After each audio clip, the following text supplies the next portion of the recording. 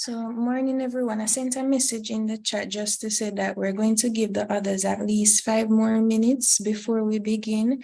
But in the meantime, I want you guys to just open your mics so I can know if you're hearing me or not. I am. Yes, Good Miss, morning. we are hearing you. Yes, Miss. Good morning. Good morning. Yes, Miss. Good morning. Good morning. Yes, we're hearing.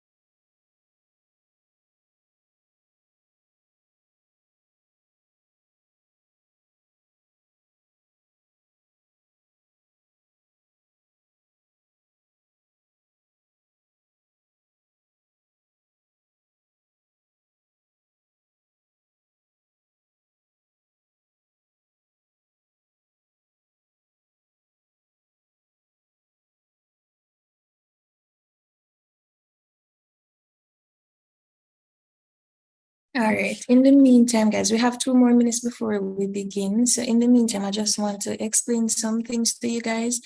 I won't be able to see the chat, so I prefer when you guys open your mic, ask your questions while I'm doing this session. I'm not offended by any questions. Even if you think it's a question that is stupid, please ask away, because we're here to learn and understand so we can have you guys get in all once, hopefully, on those paper tools. So for those who don't know, I'm Shereka Simmonds. I'm currently working at NCB in the HR department. I graduated just last year from the University of the West Indies with a bachelor's in economics and a minor in computer science. So I've been volunteering with New Jamaica Foundation for quite some time now, so you might have heard my name before. So this session, as you all know, is for your math paper 2. I'll also be doing the paper 1s. You'll get that update when the time comes. As I said, for this session, I'm going to ask that you guys be open as possible. If you have any question, don't be afraid to ask, and let's begin. So paper 2 math, everybody is usually afraid of math for some reason, but we all know that math takes practice. And if you're not practicing, then you might have some issues. But if you're not practicing and you plan to do the paper 2 either way, here are just some few tokens that you can move forward with. If there's a question and you don't know how to work it out, don't spend the entire 2 hour 40 minutes trying to figure that question out. I've known persons who they don't understand a topic and they try to answer that question first. If you're not the best at circle theorem, don't attack that question first. Try to approach the questions that you have your best understanding of and answer those questions completely to gain as much points as you can. So that's one thing that person usually makes the mistake with. You don't have to complete the entire paper. Persons always try to finish the paper. They always say, oh, time I run out, so I have to at least put something. As I said before, work on the areas that you're strong at. And once you complete those sections and you gain full marks, you have a better chance than trying to stretch yourself to complete all questions. And then you might not answer question 1 completely because you were rushing to answer question 2. So those are two things you need to know. Work on your strong areas and ensure that you answer the questions completely. It's easy to lose track of your working out, but please pay attention to the mark scheme. So each question is allotted a certain point.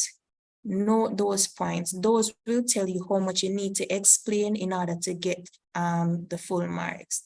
So you might see a question for 1 mark. Not to say it doesn't require much explanation, but you should ensure that the working note or the answer that you're putting is worth that 1 mark. If you have a question for 9 marks, ensure that the answer that you're putting down is worth the 9 marks. All right? Everybody still here? Yes, miss. All right, great. Any questions before we start to look at the paper? No, miss. All right, great. So the first paper that we'll be going through is the May 2022 paper, last year's paper. So let's see what the persons were given last year. So using a calculator, everybody has a calculator, right? For their exams. Yes, ma'am. Yes, miss. And it's a scientific calculator, not one of those calculators that only has plus and minus. So you not use calculator for this. The first. That is It's right. another thing. Time efficiency, guys, it's very important. So if there's something that you don't have to spend a lot of time on, try to be as efficient as possible. So I think that person was Danny. So if you know you can look at this Danny Blake and work out the answer easy, that's fine. But for somebody else who might not be an expert at fractions, they might need their calculators. So Okay. it's different for everybody. But they said using your calculator, some calculators have the fraction function. If you have one like that, that's great. If not, then you'll have to go the long way. So let me share the solution.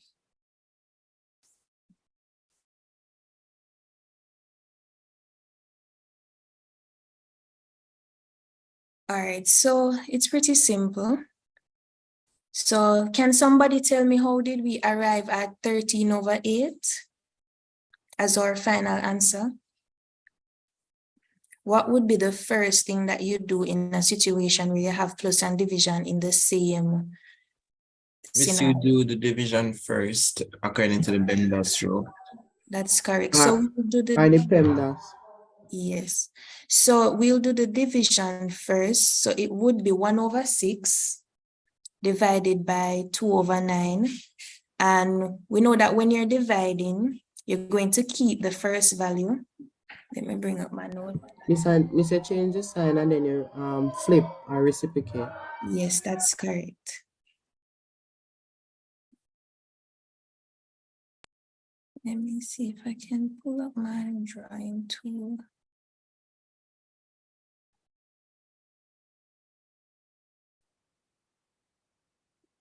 All right, so it's 1/6 divided by 2/9. Don't mind the crappy writing, guys. So somebody suggested keep the first value, change the sign to multiplication because you know the opposite of division is multiplication, and flip. And we end up with 9/2. Simplify this. This would be 2. Excuse me, miss. Go ahead. Are you writing on the screen? Yes, I am. You should be seeing my No, miss, I'm not I'm seeing. not seeing. No, miss, you're not seeing I'm it. not You're not seeing. Miss, we are seeing now. No. All right, Can't I'm see going it. to stop sharing and then reshare. Tell me if you're seeing my writing screen now. Yes, Yes, miss. miss, we are seeing Yes, now. miss. All right, great. So we end up with 3/4. We end up with 3/4 as our fraction after we do the division section. So the next part would be to do the addition section. So it's 7/8.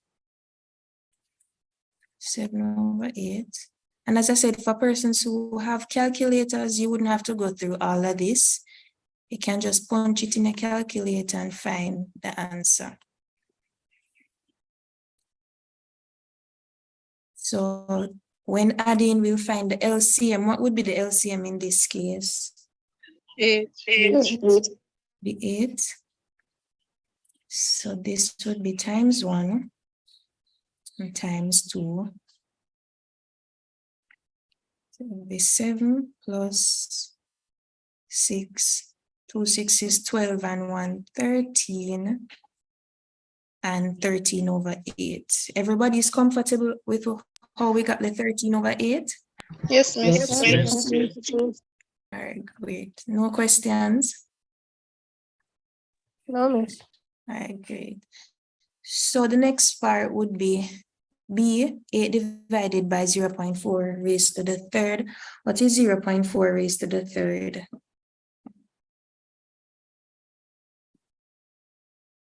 Zero point zero six four. Miss 0.064. All right, correct. You use your calculator, or you were able to work it out without the calculator? Calculator, miss. Miss, we did use it with the calculator. Good, guys. Remember, you're trying to work on your time efficiency. So if you don't have to do the whole mental math thing, run to your calculator. Miss, So and then you will, yeah, so the denominator would be equal to 0.064, and that divided by 8 divided by that value would be equal to 125. Everybody's clear on that? No. Repeat that, please. All right, so let me show you on this screen.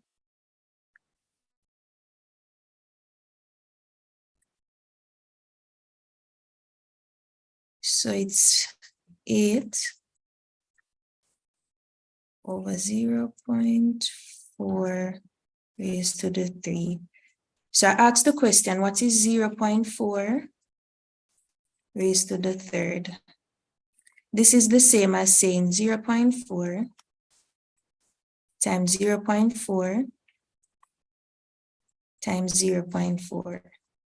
No, the writing is scrappy, guys, but bear with me.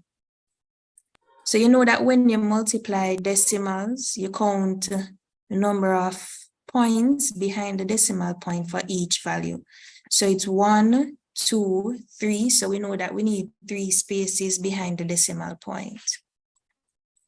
So 1, 2, 3 spaces. 4 times 4.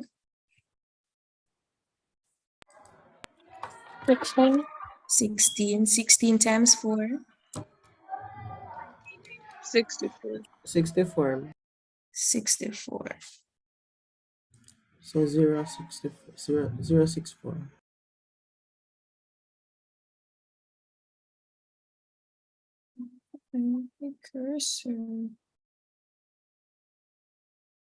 So we said 64. And remember, we need 3 places. So to fill that space, we just put as 0. So everybody understands how we ended up with 0.64? Yes, miss. And that's the answer for the bottom part of the equation. So now we need to say 8 divided by 0.64, 0.064. And that answer, once you punch it in the calculator, it would be 125. The persons who were unclear, are you okay now? Yes. All right, great. See if I can erase this.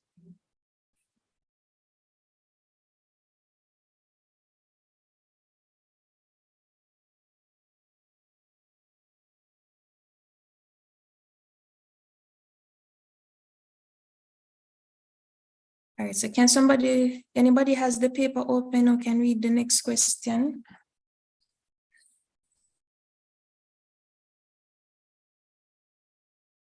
Maybe not. All right. So the next question says, what is the value of the square root of 26.8 minus 2.5 raised to the 3/2? So how many persons can tell me, how do I rewrite this value here? Anybody can say?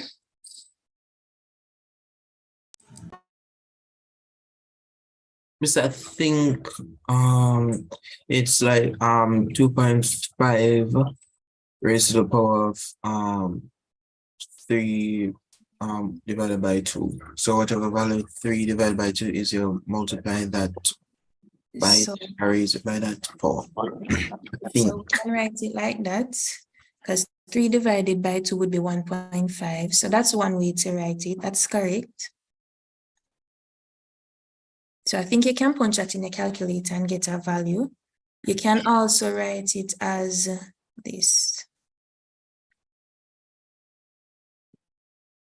A lot of persons don't know this, but when you have a fraction in your power, it's usually written as the bottom number being whatever the root is, and the top number is what the number is raised to. So for example, we have a number, say 3 raised to 1/3. Another way you can write this would be the cube root of 3 raised to 1. So this is the denominator and this is the numerator. Just like here, you can also write the square root as putting the 2 there. So this is your denominator and this is your numerator. That's clear? I'm going to take the silent as a yes. So going back to the answers. So you simplify this section and you find the square root, you punch it in a calculator, you should get to 1.22 as your answer. You will get a longer number, but remember they ask you to 2 decimal places. So once you round off, it should be 1.22. All right. Any questions for that one? Remember, guys, it's an interactive session. So if you have any questions, just open your mic and let me know. All right, next question. So children go to a rodeo camp during the Easter holiday. Miss Rebecca buys bananas and oranges for the children at the camp. So bananas cost $3.85 per kilo. Miss Rebecca buys 25 kilograms of banana and receives a 12% discount. How much money does she spend on bananas? So I'm going to pose this question, guys. We have 2 ways of working out this question. I need somebody to tell me one way and another person to tell me the other way. All right, go ahead, Delicia. Okay, miss. So one way could be that we calculate like how much money she paid overall by doing the 3.85 times the 25, and then we find 12% of that and subtract it from the total that she would have paid. That's correct. So that's one way of doing it. So that's the long way. You've multiplied the 25 kgs by the 3.85, then you would get how much she pays without the discount. Once you find 12% of that, you subtract it from the original price, and the new price would be how much she actually pays after discount. So thank you for that, Delicia. That's good. Can somebody tell me the other way?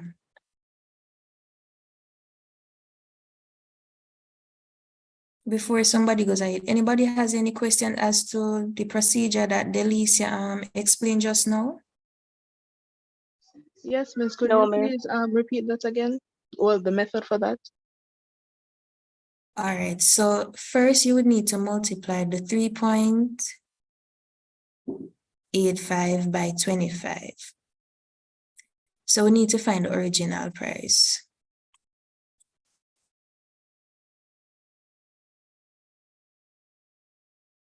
So original price.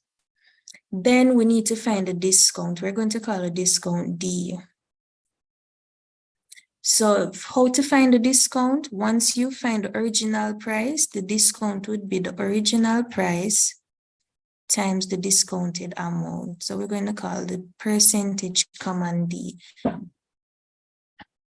So the total price, I think, would be 96.25. Anybody did the working out? Once you multiply Yes, miss. 25 kg times 3.85, you should get 96.25. That would be your original price. So multiplying that now by 12%, you would get the discounted amount. Once you get that discount amount, you subtract it from the original of 96.25, and you would get your answer of 84.7. Is that any clearer? Yes, miss. Thank you. All right, great.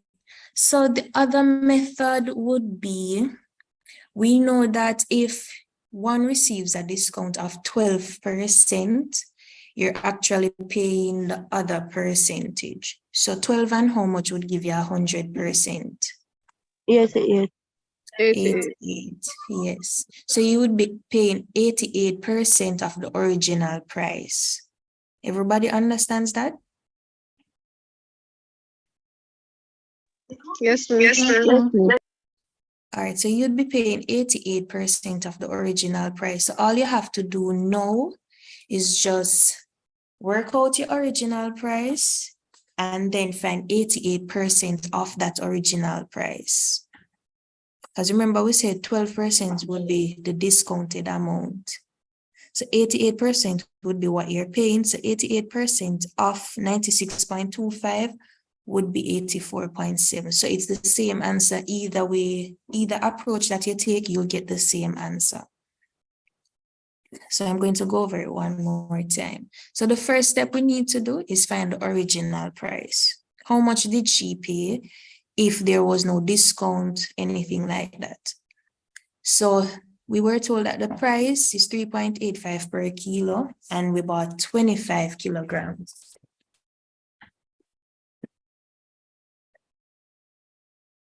About 25 kilograms, so we would just do the multiplication to see how much we'd pay, and that would be $96.25.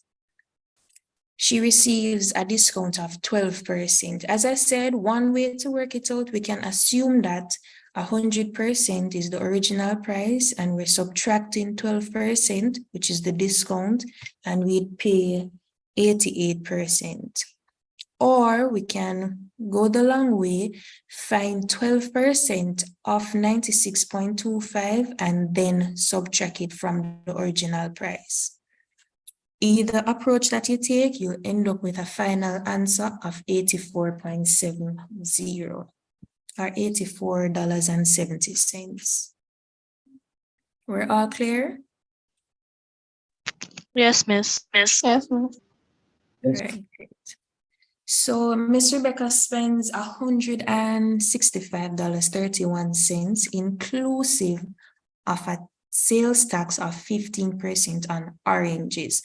So we know that discount is usually you spending less money.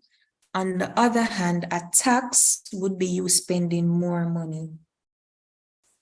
So if we have a tax of 15%. Remember before we had agreed that we'd subtract because it's a discount. In this case, we'd add 15%, as I said, because it's an additional cost to what you're already paying for the goods. So 165 inclusive of tax. That means this 165 is not your original price. Everybody sees that? Yes, miss. Yes, so your original price would be 100%, but the 165 is actually 115%.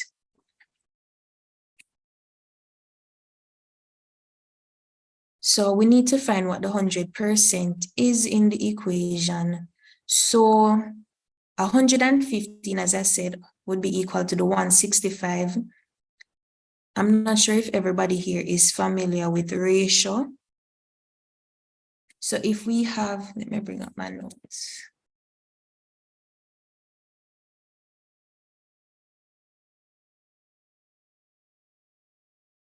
So if we have 115 being equal to 165,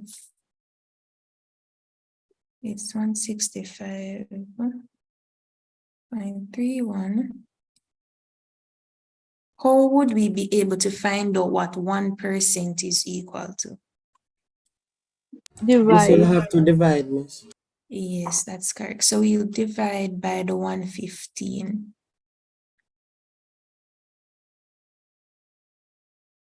So once you divide by the 115, you'd be able to figure out what the 1% is. The 1% would be equal to whatever, so the 1% would be equal to basically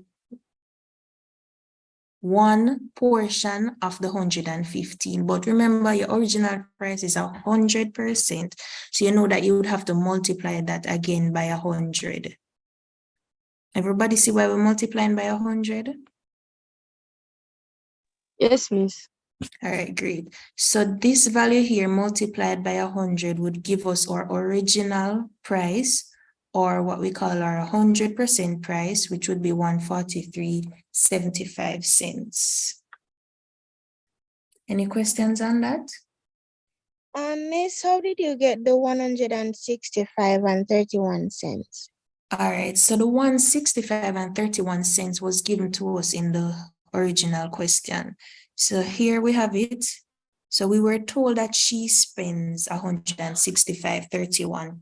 And then the keyword that we're looking at is inclusive. Inclusive would be our keyword, and it includes 15% tax. So going back to the question, let me go back up.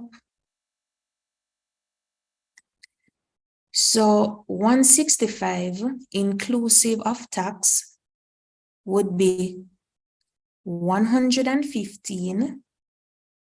Remember that? So the 165 is the price that you get after tax, not before.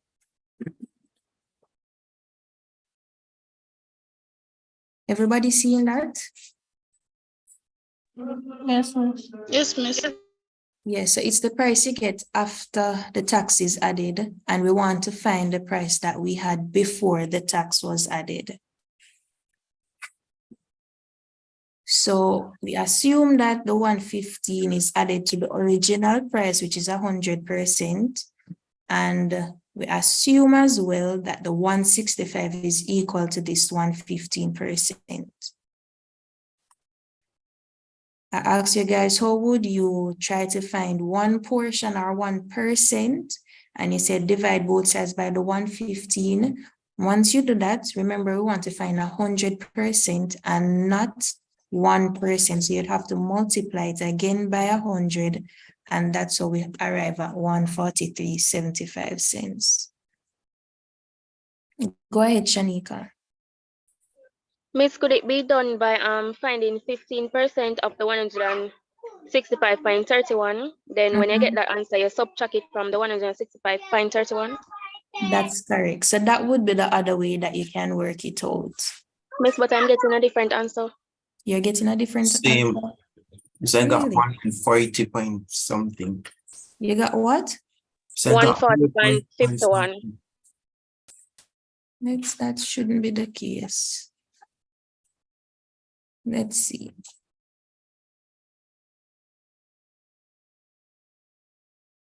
That shouldn't be the case. You should get the same answer regardless of the approach that you take. Let's work it together.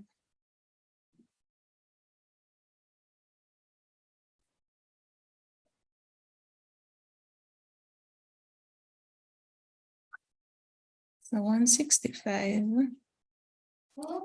31 times 15 over 100. That's what you guys have, correct? Yes, miss. Yes, Yes, miss. miss. pull out my calculator and see.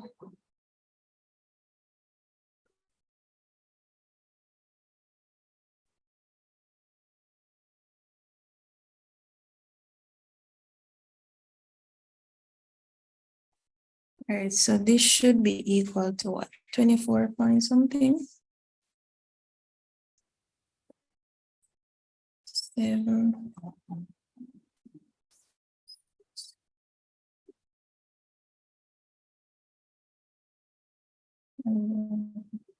65. I'm verifying the answer, guys, because you shouldn't be getting. Yes, Miss, that's the right amount.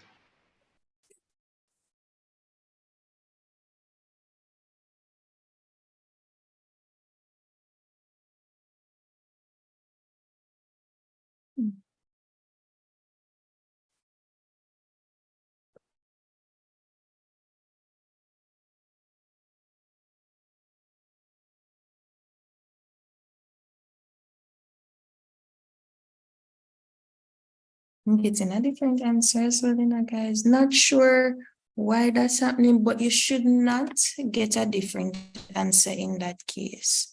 So there might be some flaw with the question, but this is the answer. 143.75. All right.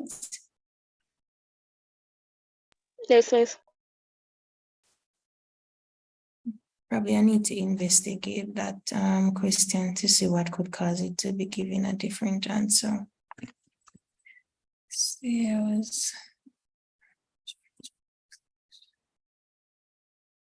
All right, we're going to move on. Any other questions outside of the fact that we get different answer when we use the two different methods?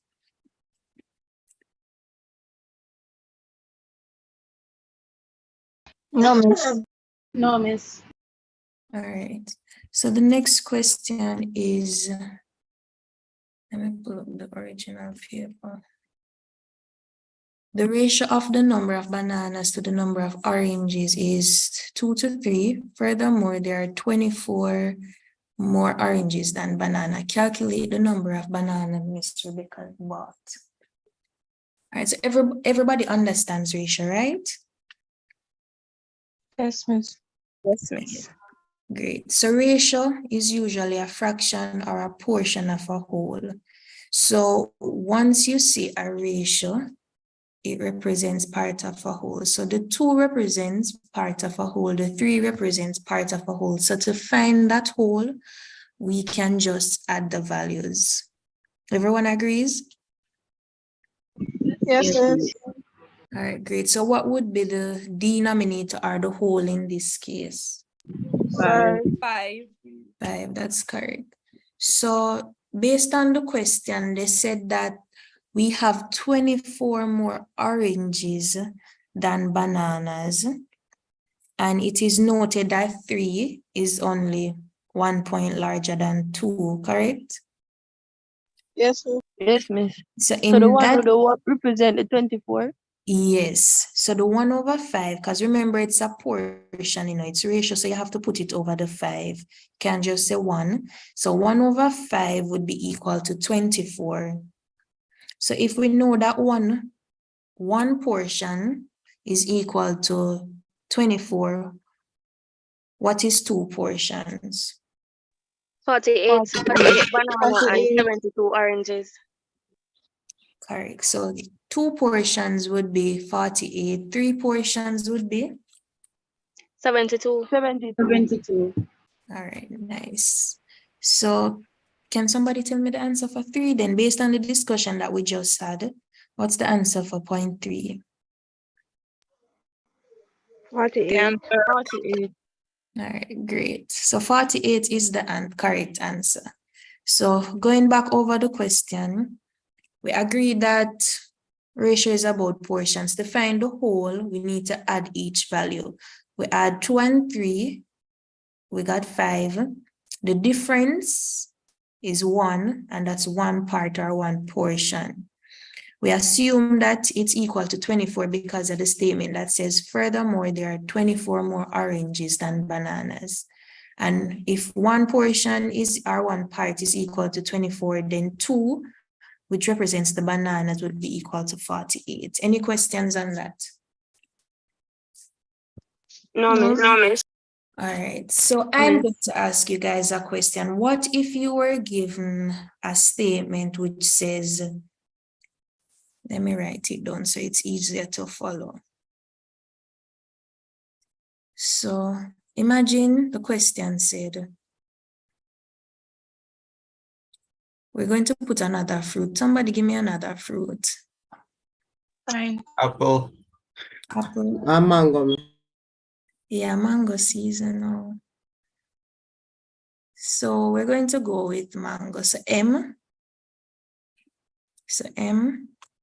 And we're going to say that M has a portion of 8. So 2, 3, and 8. Can somebody, and we're going to say that there are, let me see. We're going to change this part here so that there are, let me see.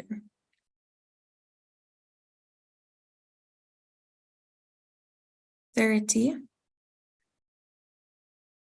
more oranges than bananas.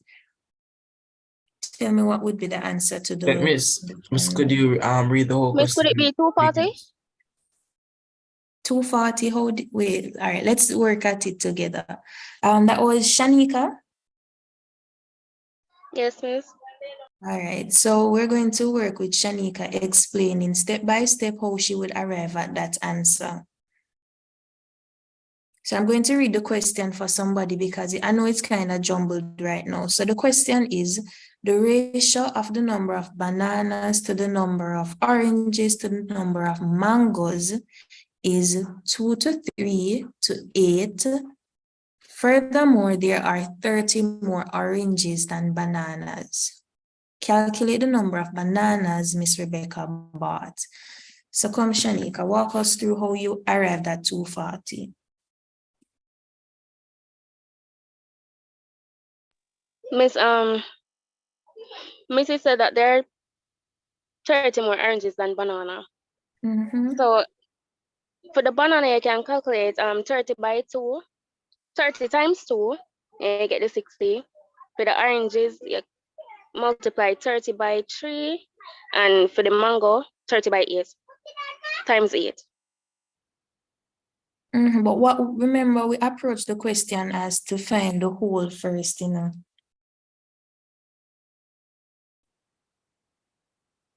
You hearing me? Miss, yes, the miss. whole is 13. So there are 13 parts. Yeah, so we need to find the whole first before we can even look at the second part of the question. So the whole would be the sum of each individual part. So it would be 2. You following, Shanika? 2 Yes, plus 8. And that would give us what, 13. So our whole would be 13. The question stated that there are 30 more oranges than bananas. And we already know that the difference between oranges and bananas is 1. So 1 over 13 is equal to 30. So if 1 over 13 is equal to 30, how much is 2 parts? 60. 6. Great. So everybody see how we would move from just knowing the parts and the difference between each value to finding out how many fruits we actually have.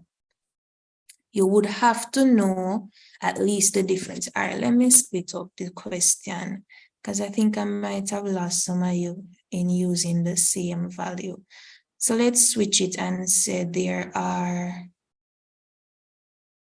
portion is 1 to 3.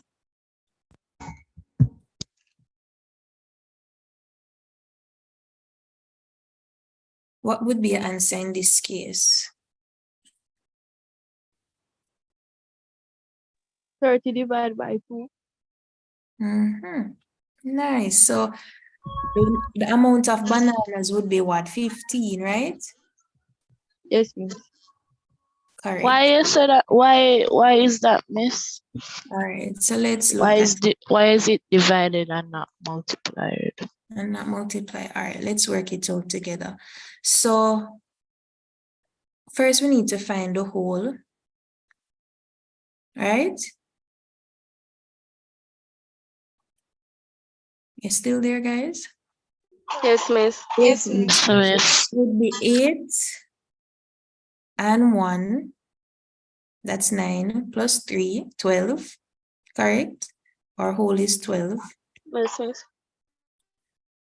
We're trying to figure out how much more bananas or how much more oranges is there than bananas. So that would be 3 minus 1, right?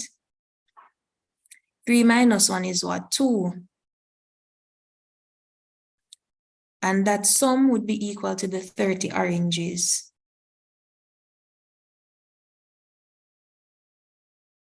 Everybody seen that? Yes, miss. Yes, miss. Yes, miss. So if you can reduce this to 1 over 6. So 1 over 6 is equal to 30.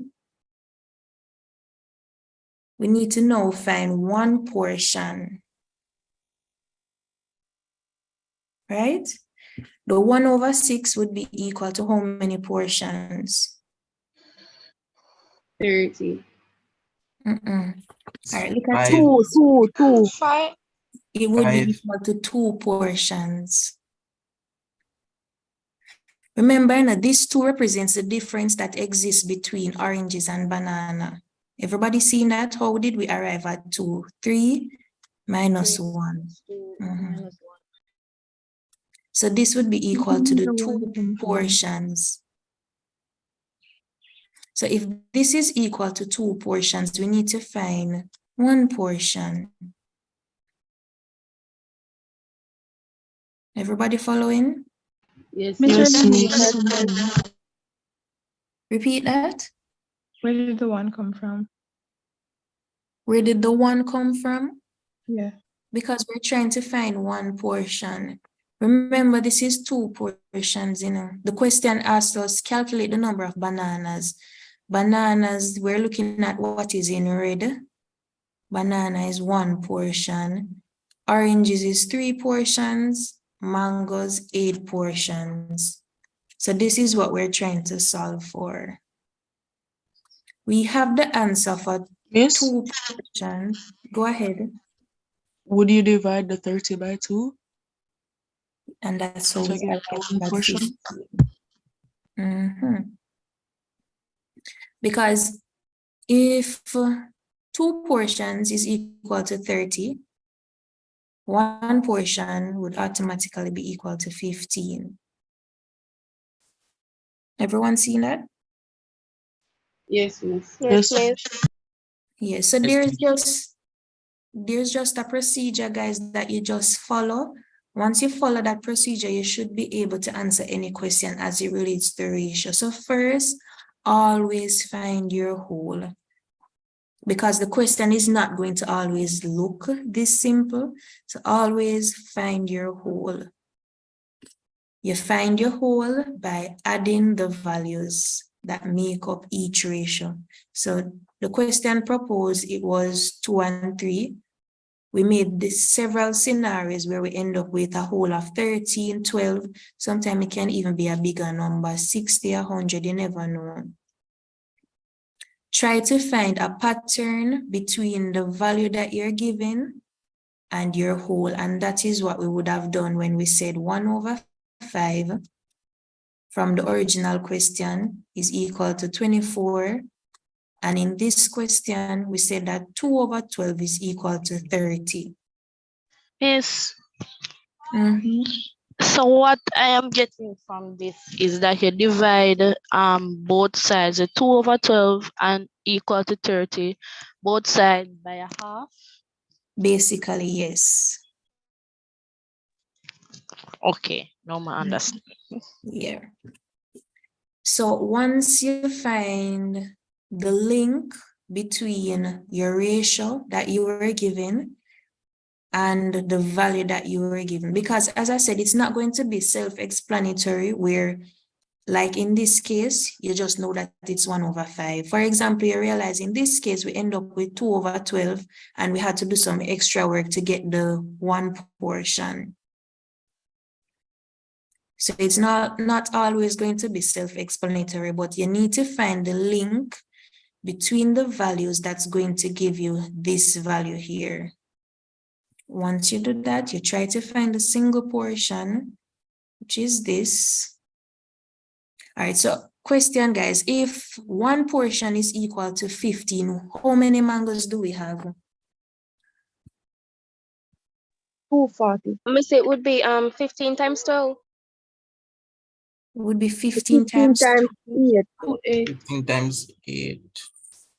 Why 15 times 12 or why 15 times 8? As one, Miss, there's What was the question you asked? Miss.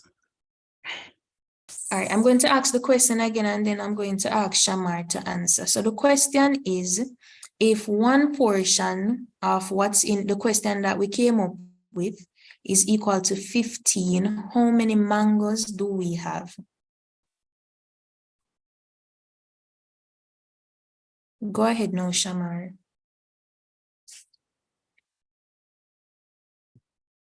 Miss, I think it would be 12 times the 15, seeing that there are 8 portions which are being divided. So in order to get the total amount of mangoes that is being shared, you must divide the one portion by the 12 where you arrive at the total.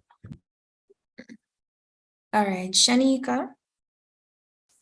Miss, I would say because each number that made up the ratio adds up to 12 and one part equals to 15.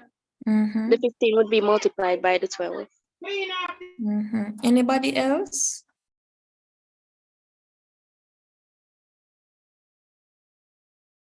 All right, Tyrell. My thought is that if 1 is equal to 15 and you want to know how much would be 8, I will multiply the 15 by 8. Anybody else? Go ahead, Giovanni.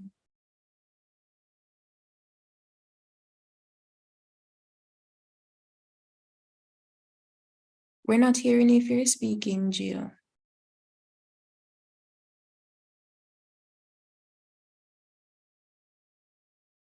Anybody hearing Giovanni?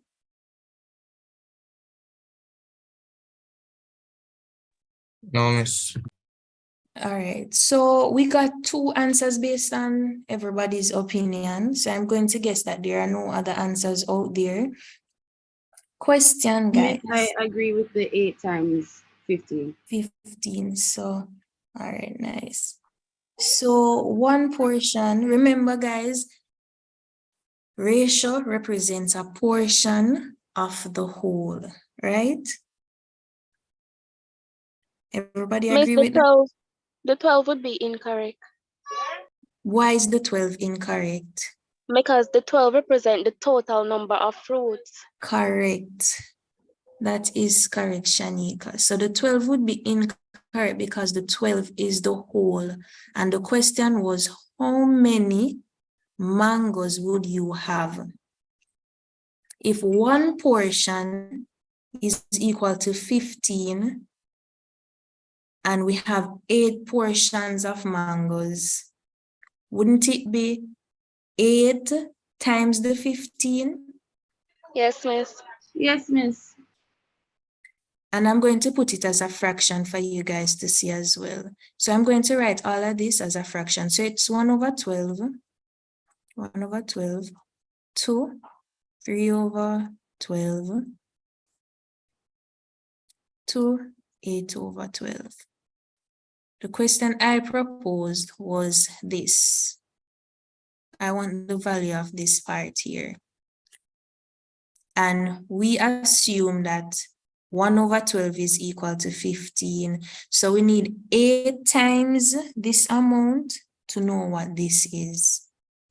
Miss, pardon me, but I thought you said the total. I never heard the mango part because I would have said 8. I'm so sorry. Oh, no, not the total. No, I just wanted to know how many mangoes we have, not the total amount of fruits. But in that case, your answer would be correct, Shamar. If we are trying to find the total number of fruits, we would multiply the 12 by the 15.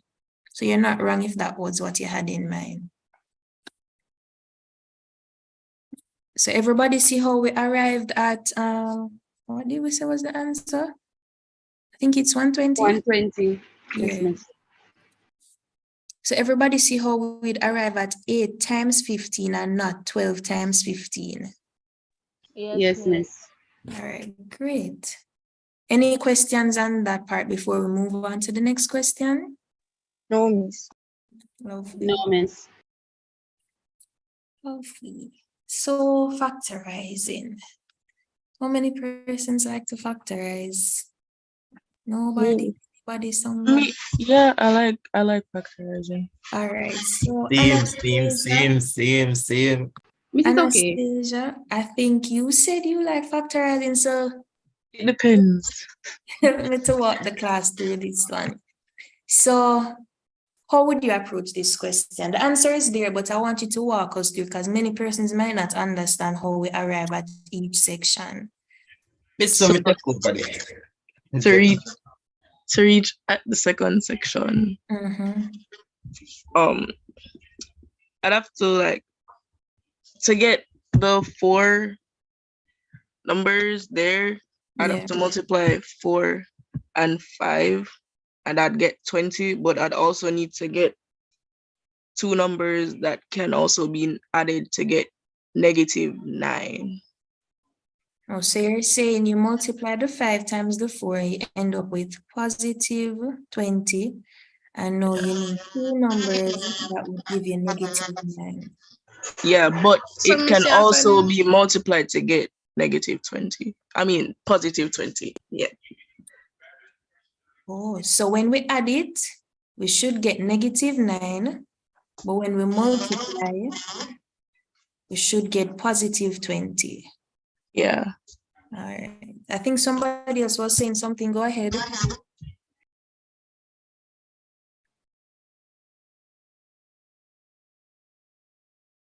Nobody else was talking. Oh, sorry about that. So first we need to basically then. Miss, you're echoing. Oh, I think because Tell Anastasia to mute her mic. Oh, mute for now, Anastasia. So Anastasia gave 2 very great points. The 2 values that you choose should add to -9, and when you find the product should equal +20. So how would we find these numbers? So in this case, you'd have to find the factors of 20. Yeah, factors. The factors of 20, so that'd be a negative and a positive number. All right. Which So will times to give you 20, but add to give you 9. All right. No, it would be 2 negative number. Yeah, 2 negative. Yes, it's 2 negative. All right. So the factors of 20 are listed. Which 2 numbers would it be? 4 times 5, but -4 times -5. Yeah. And why -4 and -5? A negative because when you add a -4 and -5, you get -9. But when you times them, you get a +20. Who tell us when you multiply negative times negative, you're going to get positive? It's just Miss, that's the rule. formula, miss. Yes, that's the rule. I was just playing with you guys because sometimes when you tell persons that, you know, I'm saying it to see if somebody else would say, oh, no, miss, it should be -20, but you guys are correct. You guys are correct. It is actually -4 and -5. So continue, Anastasia. We figured out how we'd arrive at -4 and -5. So we've explained how we arrive at the second equation. Continue. So after that, then you would factorize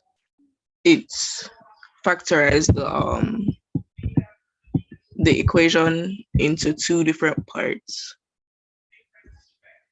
So you'd see like a number that can go into 5x squared and 5x, and then a number that can go into 4x and -4x and 4.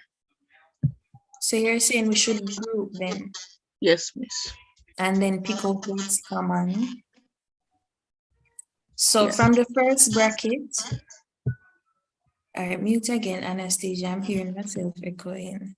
So from the first bracket, we would pick out, as you said, 5 and x, because as you can see, there's a 5 here, there's a 5 here, there's an x here. And the x is also common. So we'd factor out 5x. After we factor out 5x, you realize we're left with 1x because it's x squared, which is the same as x times x. So you'd still have 1x remaining. If we remove 5x from here, we'd still just end up with 1. All right, everybody sees that? Yes, miss. Yes, miss. All right, great. From the second bracket, can somebody else other than Anastasia tell me what's common in the second bracket? What can we factor out? 4. The 4. -4. Why -4 and not just 4? If you times -4 by -1,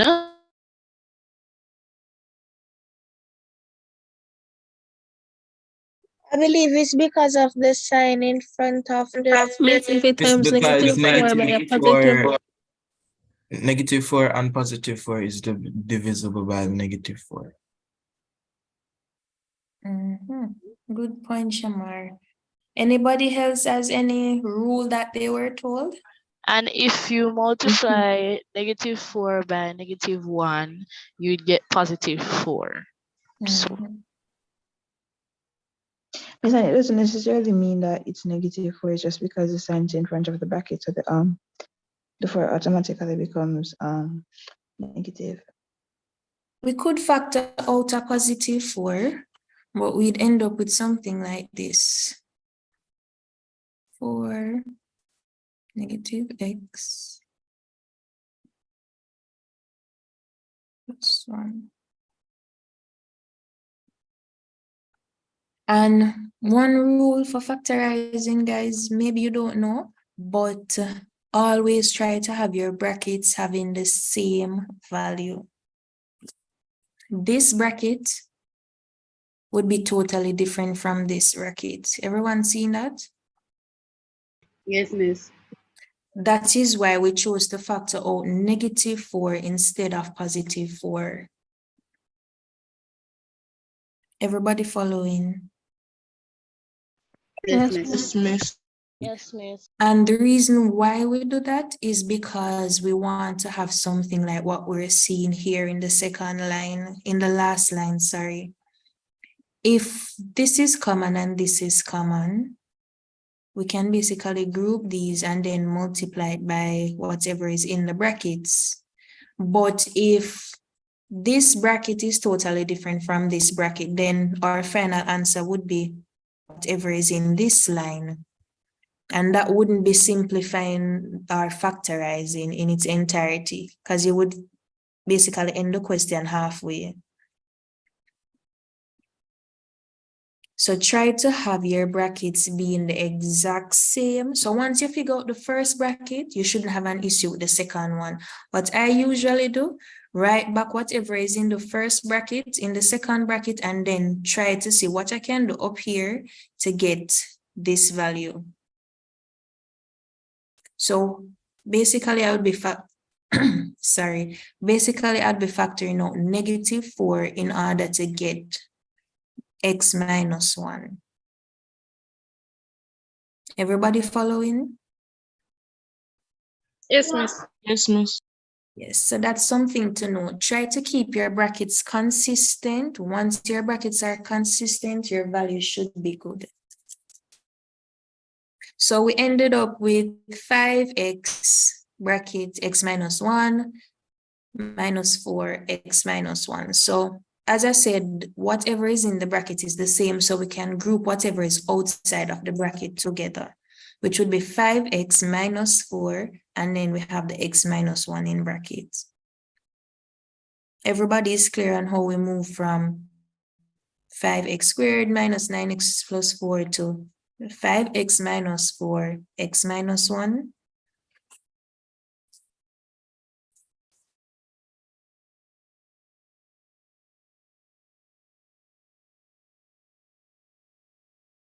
Any questions on factorizing? No, miss. No, miss. All right, nice. Everybody's an expert at factorizing. Great.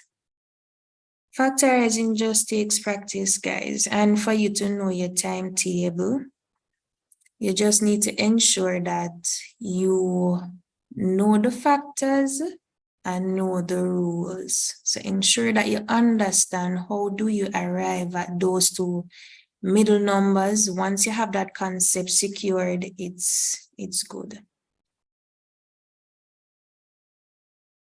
As I said, math is practice. So once you practice, you should be able to get it. We would have worked out whatever the two brackets is, but in this case, it's an equation. So everybody know the difference between an equation and an expression, right? Yes, Yes, miss. Yes, so an equation is always equal to something. An expression doesn't usually have an equal sign. So what we had before would have been an expression. What we're working with now is an equation. So our equation is equal to 0. So we have two options. When you're working with products, it can either be that one value is equal to 0 or the other value is equal to 0 for your final answer to be 0.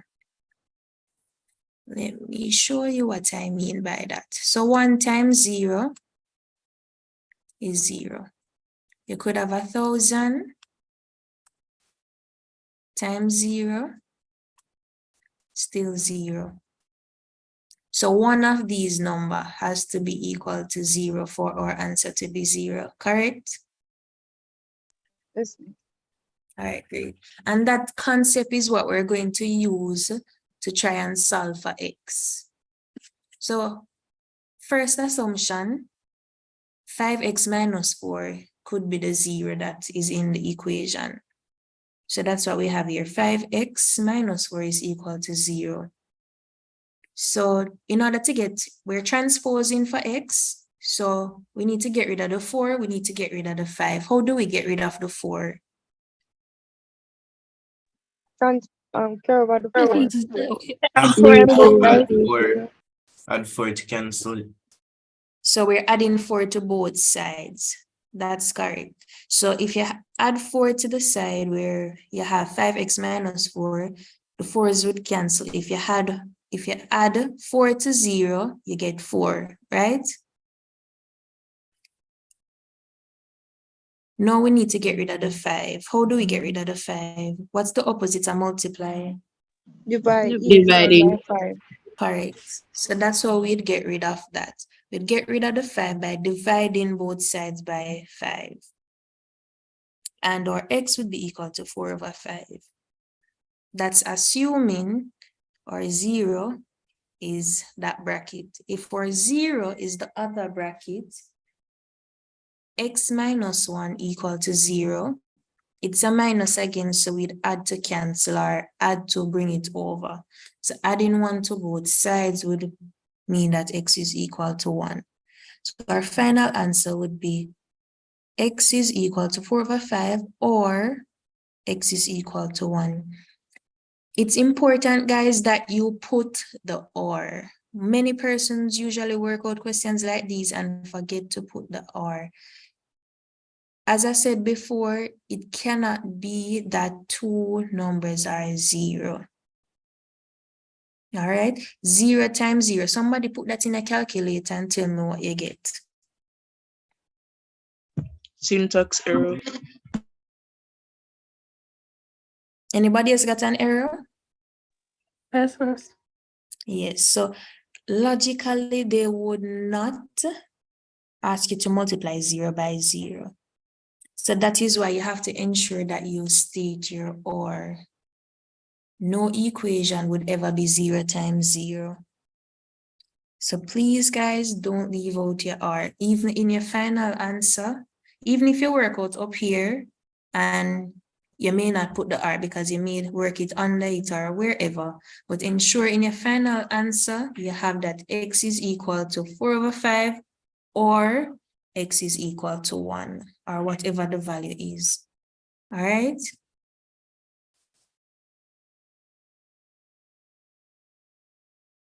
All right. Any questions on that?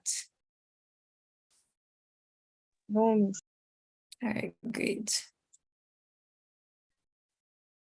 So we spoke about transposition earlier. I need somebody to volunteer to walk us through this one. Somebody who hasn't been talking. Let me see if I can look for a name. All right, go ahead. So make the V the subject of the formula. Aquila, that's how you pronounce it? Aquila. Aquila. All right, go ahead, Aquila. Okay, so see, we have V on top and we have V at the bottom. So I have to try and get those V's together to make one V. See? Yeah. All right. So first, we're going to get the V minus 3 at the top, so it can be on level with everyone else. So how would we get it there, though? Yes, we're going to multiply both sides by V minus 3. Is it multiply both sides or cross multiply?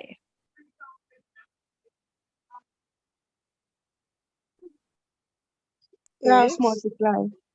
Sure. You understand why it's cross multiply and not multiply both sides by V minus 3, Aquila?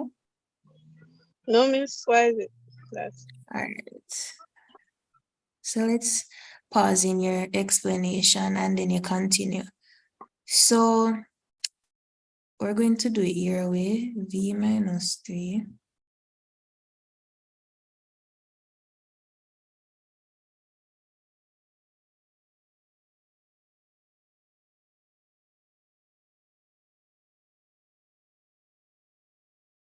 So we're not going to multiply both sides by V minus 3. Reason being, it's a fraction. Fractions usually work together. Everybody seen that? If we convert here, let me erase this part. So the parts of a fraction work together. It's hard to just get up and separate it without having any implication. So you multiplying V times 3, what would you do with up here? You would have to multiply this part as well by V times 3. You get that, Aquila? Yes, miss. So it would be the whole thing that you're multiplying by V times 3 and not just a part. I'm not sure if everybody's following. Yes, Yes, miss. Mr. Poem. Because that's not how it was taught. Go ahead, Aquila. Miss, I was saying that I'm not following because that's not how I was taught. All right, go ahead with your explanation and let me see.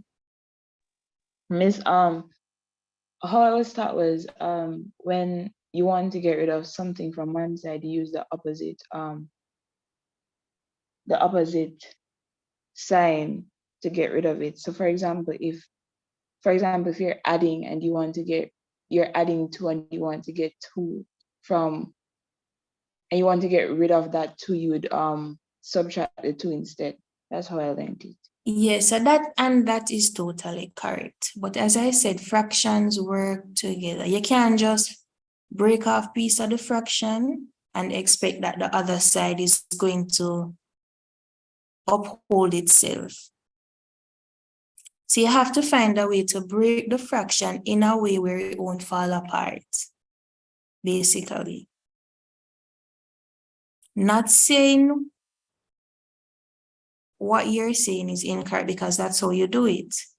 But I'm saying we need to find a way. It's still multiplication that we're doing, but she said multiply both sides. If we're going to multiply both sides by the value, you would have to multiply both numerator and denominator by v minus 3. Unless that was not what she was trying to explain, but that's what I got from it. So you wouldn't multiply the top and the bottom by the value, you'd cross multiply. And when you're working with fractions, guys, it's good to be careful how, as I said, you try to break that fraction apart. Everybody understanding? Yes, miss. So we're Yes, going, miss. yes, so we're going to cross multiply. And once you cross multiply, it's 1. Because if you have a whole number, you know, the imaginary denominator is 1. 1 times the 5 plus v equal to w times the v minus 3.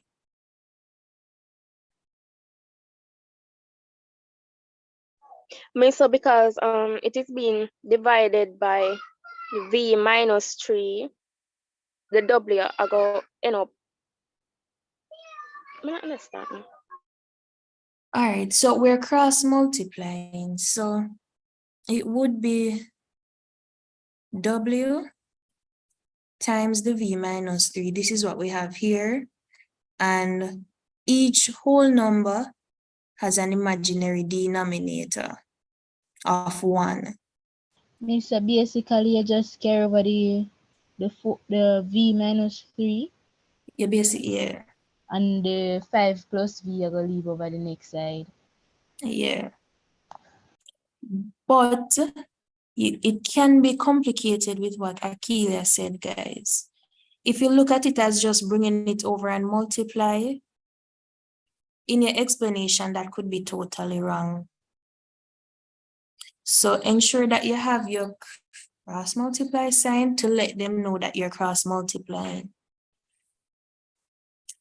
I don't want to go into the entire working out of v minus 3 times this fraction because it might take some time. But I just want you guys to understand that don't always think that you can cross multiply, not cross multiply, multiply the fractions by whatever is in the denominator. It's correct in some cases, but not always. So be very vigilant of how you approach these questions. So continue, Akila. We're at w minus 3 equal 5 plus v. Okay, miss. So then you're going to, what do you call it? Expand the bracket. So then you get w times v, which would be wv, and w times negative 3, which would give you negative 3w. And then you write back the equal 5 plus v. So now you have to group the like term, basically. So you're going to take over the plus v, and it's going to become negative v. And you're going to take over the negative 3w, and you get positive 3w. So you'd end up with WV minus V equals 5 plus 3W. And now you have to take out the V. So it's going to put V, open bracket, W minus 1. Because when you multiply these back, you'd get back WV minus V. That's correct. And equals to 5 plus 3W. So now you divide both sides by W minus 1. And then you would cancel over the V, W minus 1 side. And then you'd get V equals 5 plus 3W over W minus 1 as the answer. And that is correct. Miss. Miss, I'm lost at the third line, like last. Yeah, oh, we get the negative one. The negative one, all right. Can you explain that, please? So remember, Akila said we're going to expand this bracket, right? So expanding means we're going to multiply it out. So we're multiplying each term in the bracket by W. So W times V, we end up with WV. W times negative 3, we end up with minus 3W. Everybody's clear on that part? Yes, miss. Yes, and, miss. Yeah, and the right side, which is 5 plus V, remains the same. What we now need to do, because we're trying to make V the subject, we need to group like terms. So grouping the like terms and considering V is what we want to be the subject, we're going to try and group all the V's to the left side of the equation. How do we do that? We already have VW on this side. I think it was Akila who explained before that if we're trying to get rid of something on one side, we do the opposite. So if we have a negative 3W, how do we get rid of that?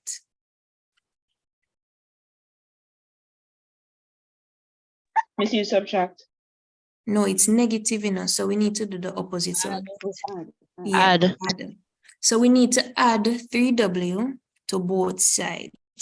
Once you add it to the left side, it would automatically cancel. You add it to the right side, it becomes positive 3W. For the V, which is here, it's positive. So we'd have to do the opposite, which is minus. Minus V from both sides. Cancel. End up with this here and this here. So it's basically 2 steps, but kind of just move to 1. Everybody seen how we got from here to here now? Yes, miss.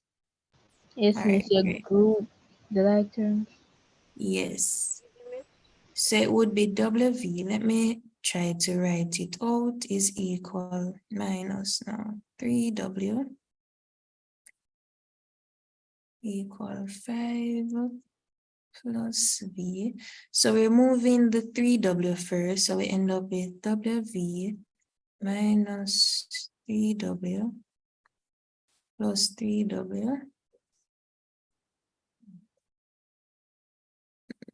3W is equal to 5 plus V plus 3W.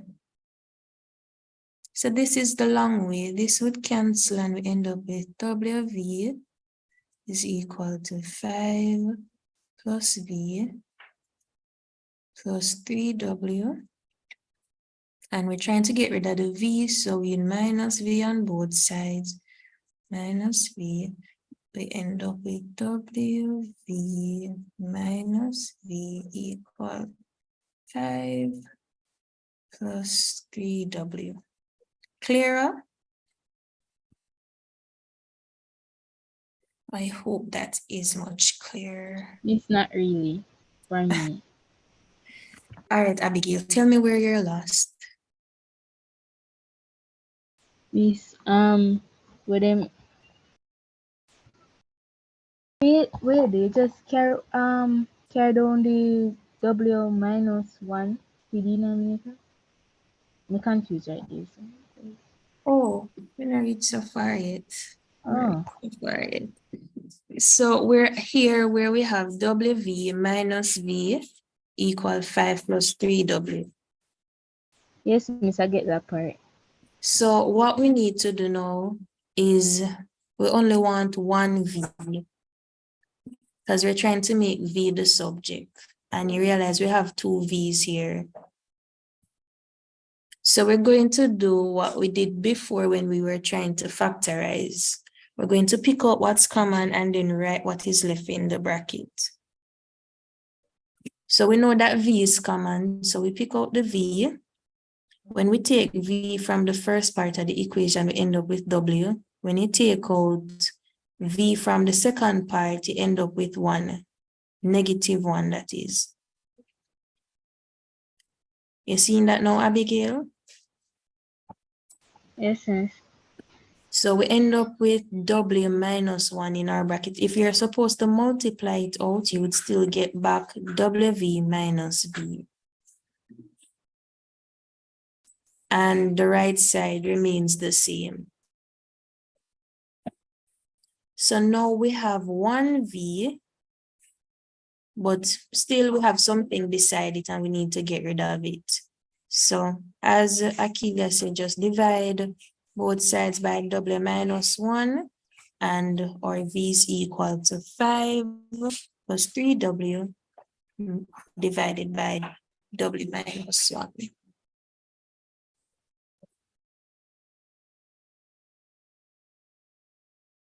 Any questions? Abigail, you're okay now? Yes, miss. Any questions on this one, guys? Excuse me, miss, can you hear me? Hi, Faith. I'm hearing you, but you're pretty low. Oh, miss, I was asking for the part where you said that you cross multiply the first step. Could you like also just say like whatever you do to one side, you do to the next? So since you're trying to like cancel the V minus 3 on the right side, you just times it and then you times it on the other side. Could you say that, or you have to like cross multiply? So the difference between the first step that we did and the last step is that in the first step, we were dealing with a fraction, which is this. In the last step, we're dealing with a product. Even though it's division, this is considered to be a fraction. In the last step, we're just simply dealing with a product. So you can just divide it, divide by both sides. Because if you're cross multiplying both these values, their denominator is 1. So cross multiplying wouldn't do anything here. You seen that? Yes, miss. So you would get back the same answer, which would be V times W minus 1 is equal to 5 plus 3W. So cross multiplying wouldn't be able to help us here in this case. But dividing both sides now by W minus 1 would make a difference.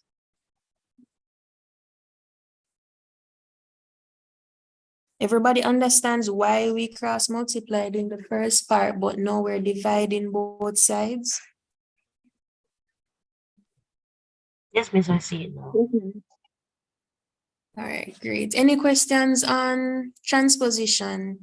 Does anybody have any questions about transposition that they might want to ask? I know it can be a very iffy topic. It doesn't have to be this question specifically.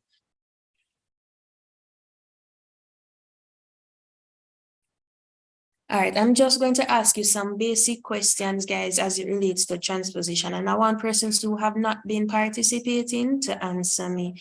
So we know that we get rid of multiplication by dividing. We get rid of addition by subtracting and vice versa in both cases. How do we get rid of a square root? Square root, If you square both To the sides. power of 2. Square both sides. So the opposite of square root is square. And if we end up with a question like this, might be too complex, but let's see. Say we have I is equal to Z. Let me change this to 3 over 2. That is very untidy.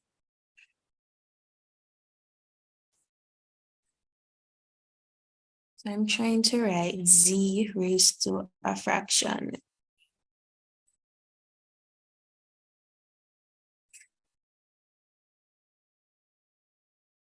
How do you guys suggest we transpose for Z?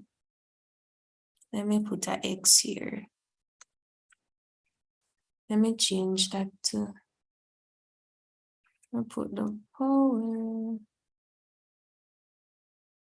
It's not moving.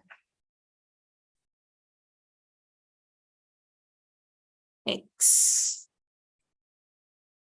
How would you transpose for Z? You would the square root of Miss first change it in our square root situation. Like, is that I would equal to cube root, I guess. And then remember that denominator. And then 2 raised to x. Oh, 2 yes, raised the to 3. denominator. So it would be Z. Oh, boy, my handwriting terrible, but bear with me, guys.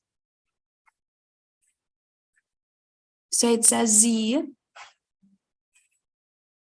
This is usually something that we do in math to differentiate Z from 2.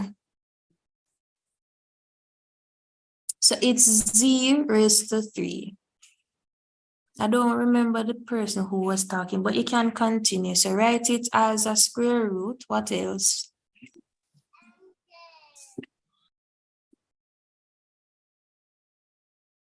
Any other suggestions?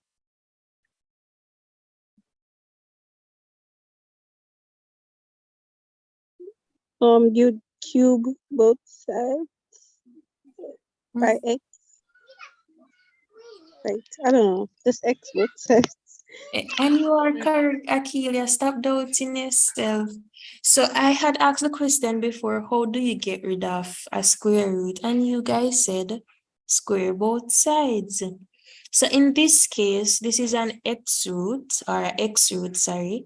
So we're going to x both sides. So it would be raising the value to x, raising the value to x. So I raised to x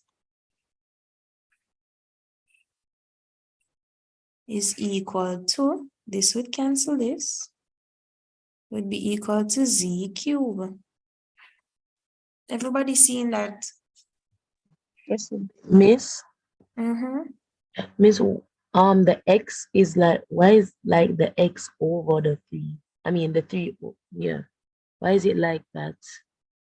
Why is it 3 over x? No, it's not 3 over x. It's just that my handwriting is terrible.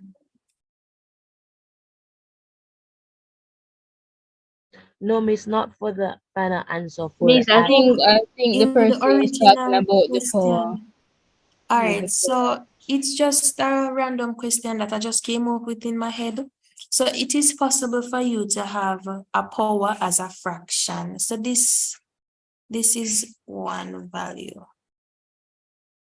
So like how you would have 2 raised to 4, and 4 is one value, this is one value. Is that any clearer, Faith? Yes, miss. Yeah. So we're currently at I raised to x is equal to z raised to 3, but we're still not finished because z has a 3 attached to it. So we need to get rid of that 3. How do we get rid of that 3? Cube root. Nice. So we're going to cube root both sides. And our answer would be the cube root of I raised to x is equal to z.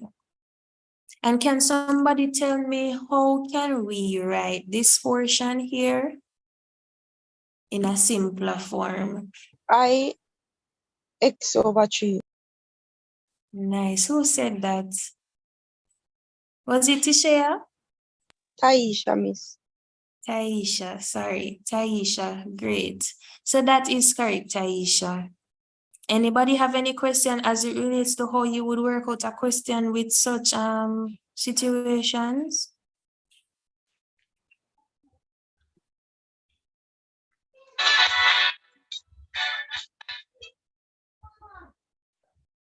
You have a question, Anastasia?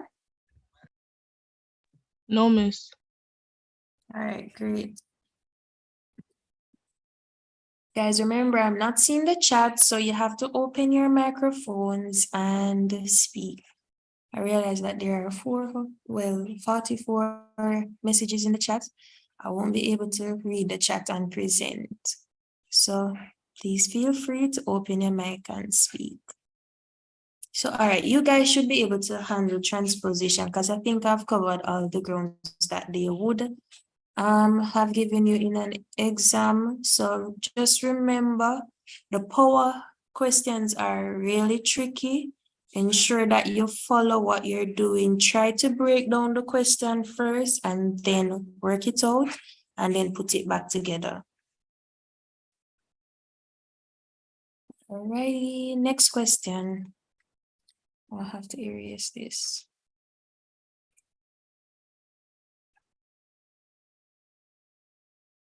Next question. The height of an object is directly proportional to the square root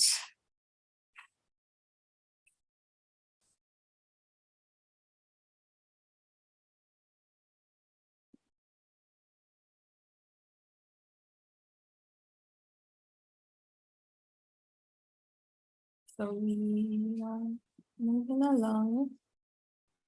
The height of an object is directly proportional to the square root of its perimeter. Write an equation, keyword, equation, showing the relationship between H and P. Anybody?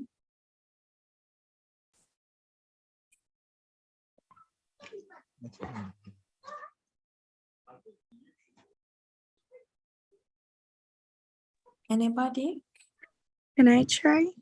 Would be H K square root of P. H equals K square root of P. H equals square root of P. Anybody else? That was what you said, right? Or H equal K. H Oh. equal K square root of P. Yes. K square root of P. Anybody else?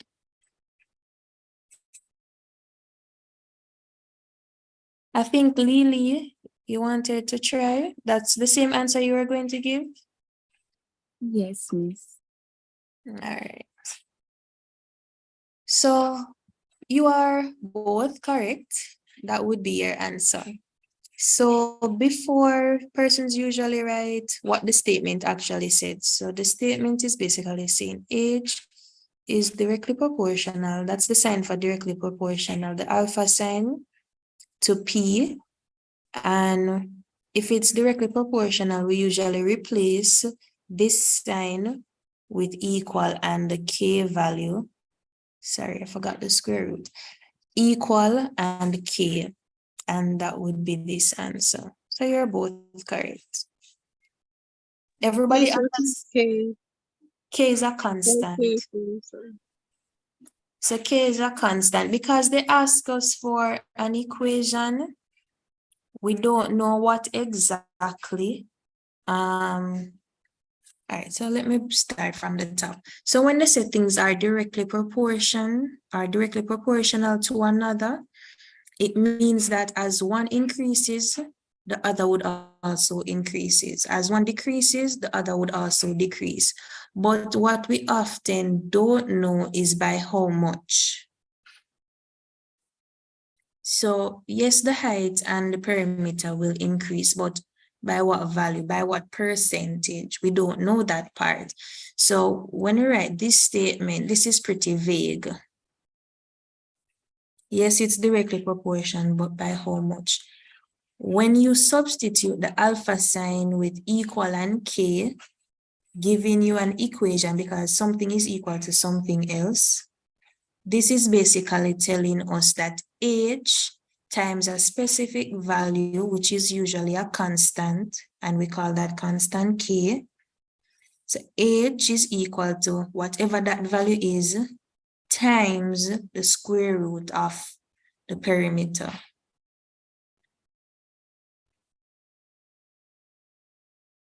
It's just a theory that they have that if something is directly proportional, you just basically say equal and k. If they said it was indirectly proportional, how would we write that? It would be y equal k over x. Repeat that. It'll be y over k, y equal k over x, or y equal wait, hold on. This is going to be h equal square root of p over k. Square root of, let me write this one first. H equal square root of p over k. All right, guys, give me some justifications, because one, the k is at the top, the other, the k is at the bottom.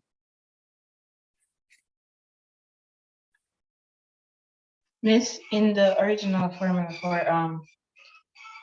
for indirect variation, it is y is equal to q over x, and the constant is at the top, and the actual value is at the bottom. So in that case, the constant would still have to be at the top. So you're saying the one with it at the top is correct, Indiana? Miss, I'm not the one speaking. I wasn't the one speaking. Oh, I didn't see the name. All right. The one with the k at the top is correct. The one with the k at the top is correct. All right, that's Akeelia. All right, go ahead, Indiana. All right, Miss. So we're gonna use another logic in here. All right.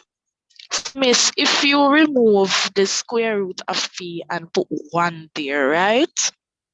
You'd have y over 1 equal 1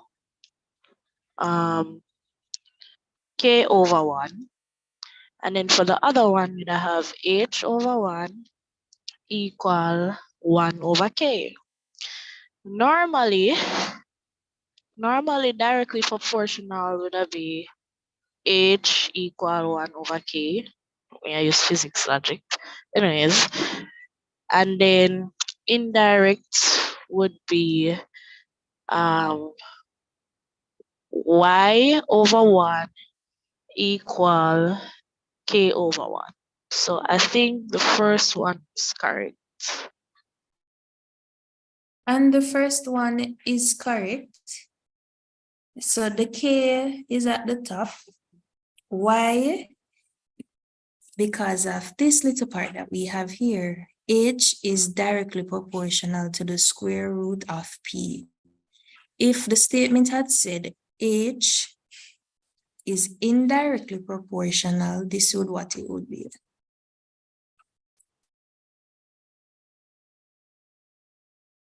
So this is what our pre-statement is, what I'm going to call it, would look like. So indirectly proportional to the square root of p, this is what it would look like. And remember, we said that we'd replace the alpha sign with equal and k. So if we're going to replace this, let me erase it. If we're going to replace it with equal and k, it would be k times 1. We end up with k over the square root of p. Everybody following? Yes, miss. So what I need you guys to do, always try to write this little statement here, even though it might not be necessary and you can look at it and tell the answer, try to write it down because it helps. If something is indirectly proportional, there's usually 1 at the top. That's always something to note. 1 is always at the top because it's also referred to as what? Can somebody give me the term? It's an I word. It's the inverse R. Correct. So it's also called the inverse. So if it's indirectly proportional, that means H is equal to the inverse of the square root of P times some value, which is K. So everybody following, try to note it in a expression form and then you write your equation. So 2 things to take away. Note it in your expression form first, which is the alpha state, the statement with the alpha sign. Then you write your equation. 2, if it's directly proportional,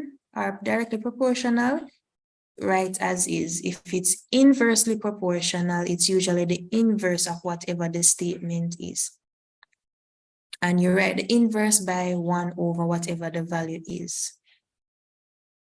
Everybody's clear on that? Yes, miss. All right, great. Yes, miss. So to put this equation that we came up with into use, the next question, given that H is 5.4 when P is 1.44, determine the value of H when P is equal to 2.89. I need somebody to walk us through this one. Or even if you can't give us the exact values, just tell us the steps that you take to answer the question. Can I do this? Go ahead, Curtis. Hello? Oh, okay. So first I have the what I normally do is I put the standard formula, which is y equal kx, and then I substitute those letters for the ones that were given in the question. So so it will be h equal wait, hold on. Take your time. Miss. As I said, you don't have to tell us the exact value, you know, but just tell us the step. So you would substitute the values or the letters that you were given into the equation y equal kx. Yeah. I think I did something wrong though, because I forgot that I was using square root of p. Hold on, just give me 2 minutes, please. Don't work it over. All right. Anybody else want to assist Curtis? As I said, guys, I'm not looking for the answer. I just want to see how you would approach the question. Miss, firstly, you try to find what is k to use it in the next function to find what is h. So you will firstly input the value for h, then write the equation. So 5.4 equal k square root of 1.44. Then you will transpose and square both sides to find h, and when you find k, you put that value into the second function. So you have h equal k times the square root of p. And that is correct. Who was that, Trey? Yes, miss.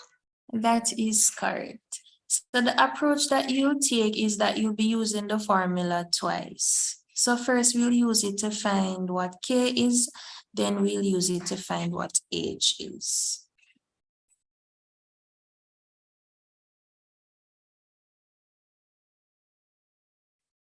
So I think Curtis was saying you would simplify it to look something like your y equal kx. So in this case, you'd end up with h equal k times the square root of p, which you would have came up with in part 1. Then we're going to substitute the value. So we were told that when h is equal to 5.4, p is equal to 1.44. So we're going to plug those values into the equation. You plug those values into the equation and then transpose as traced for k. So square root of 1.44 would be 1.2. In order to get rid of that 1.2, divide both sides by 1.2. Once that is simplified, we end up with 9/2. Everybody understands how we've got k to be 9/2? Repeat it again, please. All right, so first step, write the equation. So you can do it like how Curtis does. He knows from the top of his head that the general or basic equation is y equal kx. So he's basically substituting now his y for h and his x in that case would be the root of p. Now we're going to plug our values in. Please note, guys, that you use the values that correspond with each other. So the question would have said, when h is that, p is that. So use these two values together. Don't use this h with that p. Sometimes persons make that mistake, so please don't try to do that. So we're going to plug the values into the equation that we came up with, and we end up with 5.4 is equal to k times the square root of 1.44.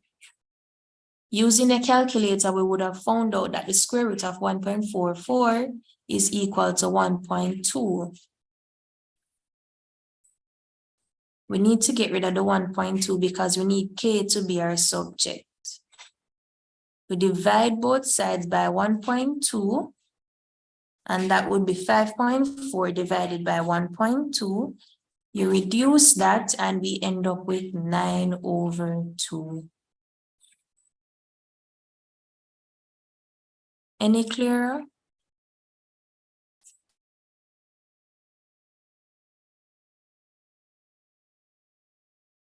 I'm hoping yes. Persons might be wondering, why did you choose to work with a fraction? Why not just leave it as decimal? It doesn't really matter. It's your preference. If you wanted to leave it as a decimal, that's totally fine. I just chose to leave it as a fraction. So the next part of the question asked us to find h when p is equal to 2.89. So we know what our k is. So again, we write back our equation. H is equal to k times the square root of p. We know what k is now, so we plug that into the equation. We know that p now in this case, second scenario, is equal to 2.89. Plug that into your equation. The square root of 2.89 is what? 1.7. 1.7 times 9/2. You should get an answer of 7.65. So as I said before, it's up to you. You can leave it as a fraction, leave it as a decimal. It doesn't really matter. If it's a decimal though, try to be as precise as possible. So if they did not state round to 2 decimal places or 3 decimal places, try to write out all the decimal points. So if it was 7.65349, write 7.65349. Everybody understands how we arrived at 7.65 or 153/20?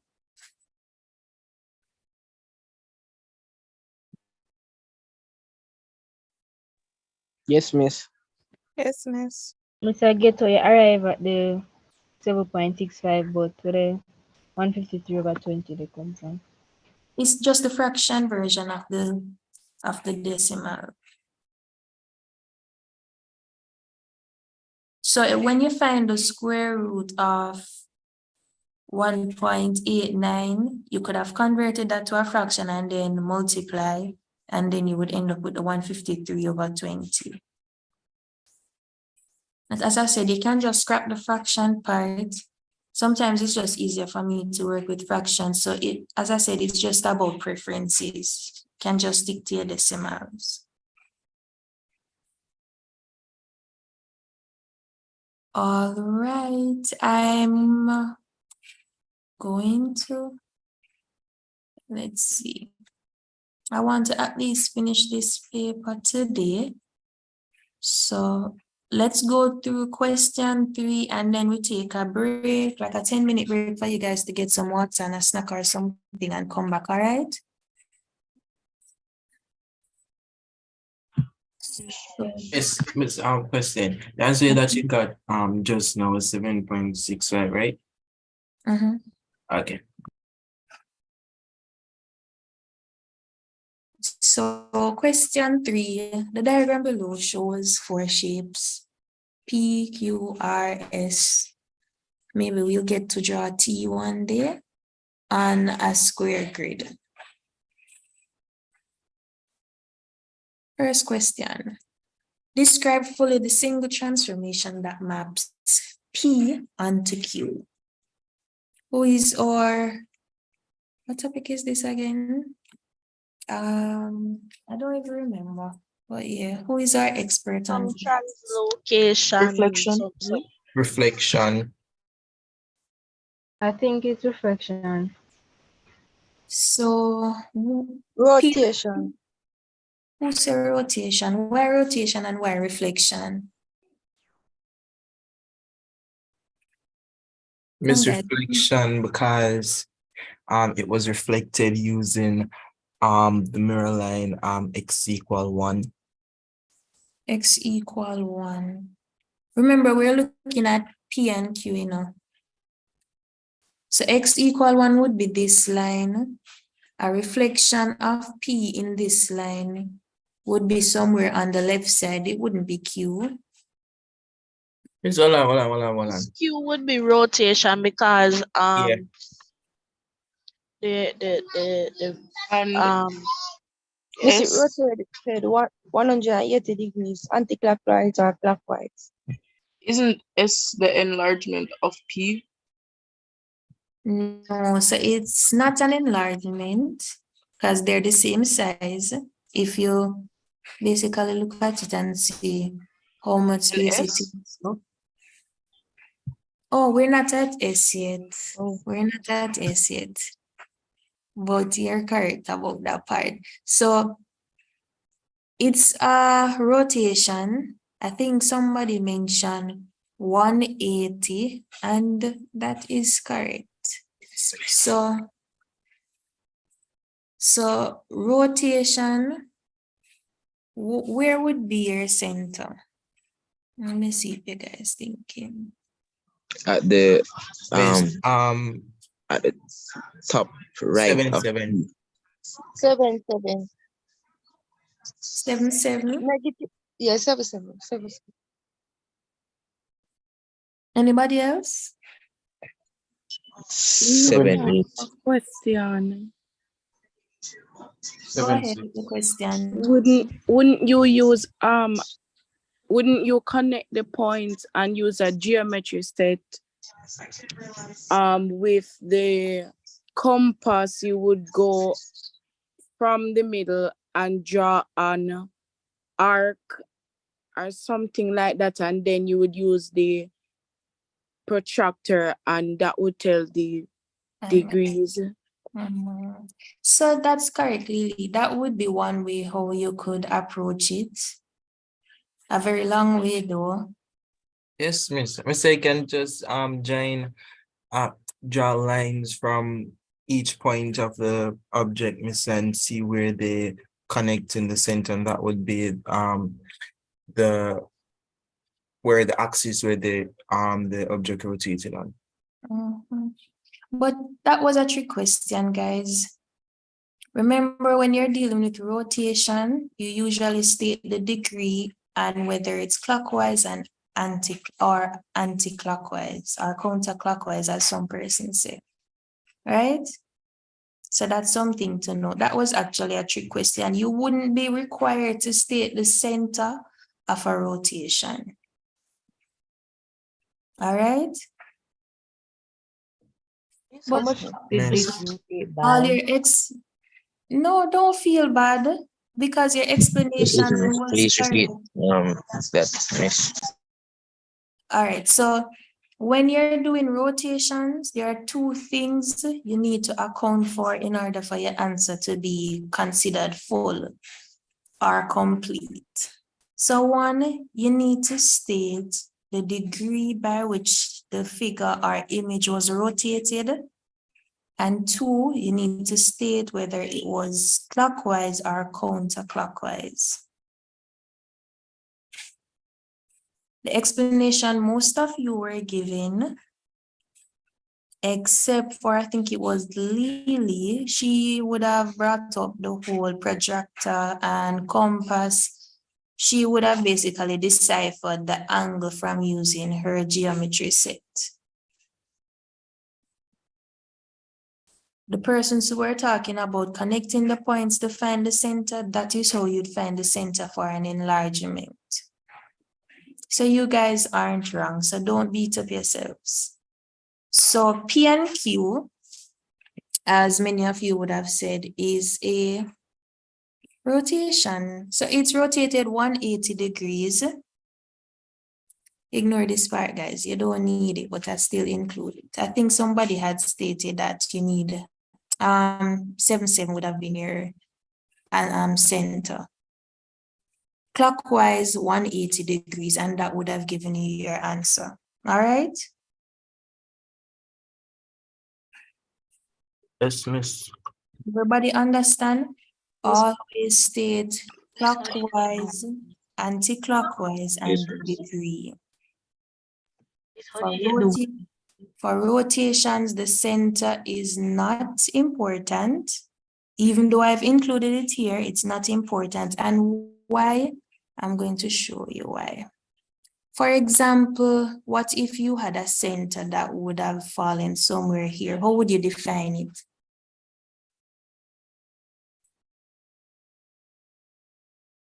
Miss, Miss, you would have to do some whole heap or something. Well, you could have like count the units that fall in between each But square. it didn't fall specifically on a line. Oh, I never slept this, but Miss, I can't find that. Yeah, so that's why we usually focus on specific things when you're looking at certain translations. So as I said, for rotations, focus on your angle as well as whether it's counterclockwise or clockwise. For persons who are talking about the enlargement, you also focus on the scale. One, you focus on the scale by which it was enlarging and the center. And I think somebody would have given the explanation of connecting the points and then extending the line to see where they would connect, and that would be a center, and that is correct. So next question. The transformation for R. Reflection. So it's a reflection. Reflection. Yes. What else do we know about it? It's an mirror reflected on the mirror line would be x equal 1. That was correct. So point to note for reflection, you always have to state your mirror line. And how did you arrive at that mirror line, Shamar? How did you decipher that that was the mirror line? Miss, you count the spaces between and just find the middle. Miss, you can like when you count it, 4 spaces between R and P, and you just divide that in. Yeah, that's basically what you do. That's basically what you do. And you're both Miss, could you go over this again? All right, so reflection, we need to know which line is our mirror line. So in this case, our mirror line has to be somewhere here. Because based on this, it looks like they just flipped it, right? So we need to know which one of these vertical lines is our mirror line. How do we know that? We need to see the distance between corresponding points. So this point here would correspond with this point with this point. I'm going to do one more, this one with this one. So the distance from this point to this point would be 1, 2, 3, 4. Shamar said just find the middle one. That would be here. Again, we're going to find the midpoint or middle line between this point and this point. So 1, 2, 3, 4, 5, 6. So 1, 2, 3, that would be here. And lastly, 1, 2, 3, 4, 5, 6, 7, 8, 9, 10 spaces. So the 5th space, which is here, would be your midpoint. And that would be the case for all points on both, right? So this line has to be a reflection line. And this is your x-axis. So x is equal to 1, because as you can see, the y value keeps changing. Everybody noticed that, right? It's 6 in this case, then it becomes 7, then it's 8. So the y value keeps changing. So you won't put a definite value for your y value. But one thing we know that is constant is that x remains 1. So we say that our mirror line is x equal 1. Everybody understand that? Yes, miss. All right, lovely. Next part would be S. I think I would have given away the answer for S already. So you know that it's an Yes, miss, you know enlargement. that long time. They got wolves now, John line. Yeah. Any which part then connect right there, so that'll be yes, the point of enlargement. That Miss, is since P is 1 centimeter for each box in it, I guess. It'll just double it. yeah, so it's an enlargement by 2. So the enlargement is, the value for the enlargement is 2. That is correct. And as said before, you draw the lines. Didn't get a graph too. It's hard to do that on your computer, but you would connect the lines, guys. Connect the lines and extend them. Connect the lines and extend them. Connect the lines and extend them. This is not accurate, but you get the gist. And where they meet, that would be your center. Everybody see that? Yes, miss. So it's an enlargement of... So do you have to show those lines, miss? It's best you do. You can just connect 2 down. Try to connect all of them. That would be my suggestion.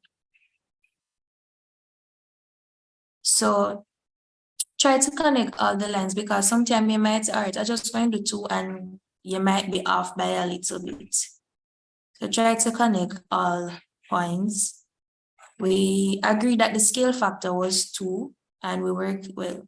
It's not drawn to scale, but your center is 711. Any questions on transformation?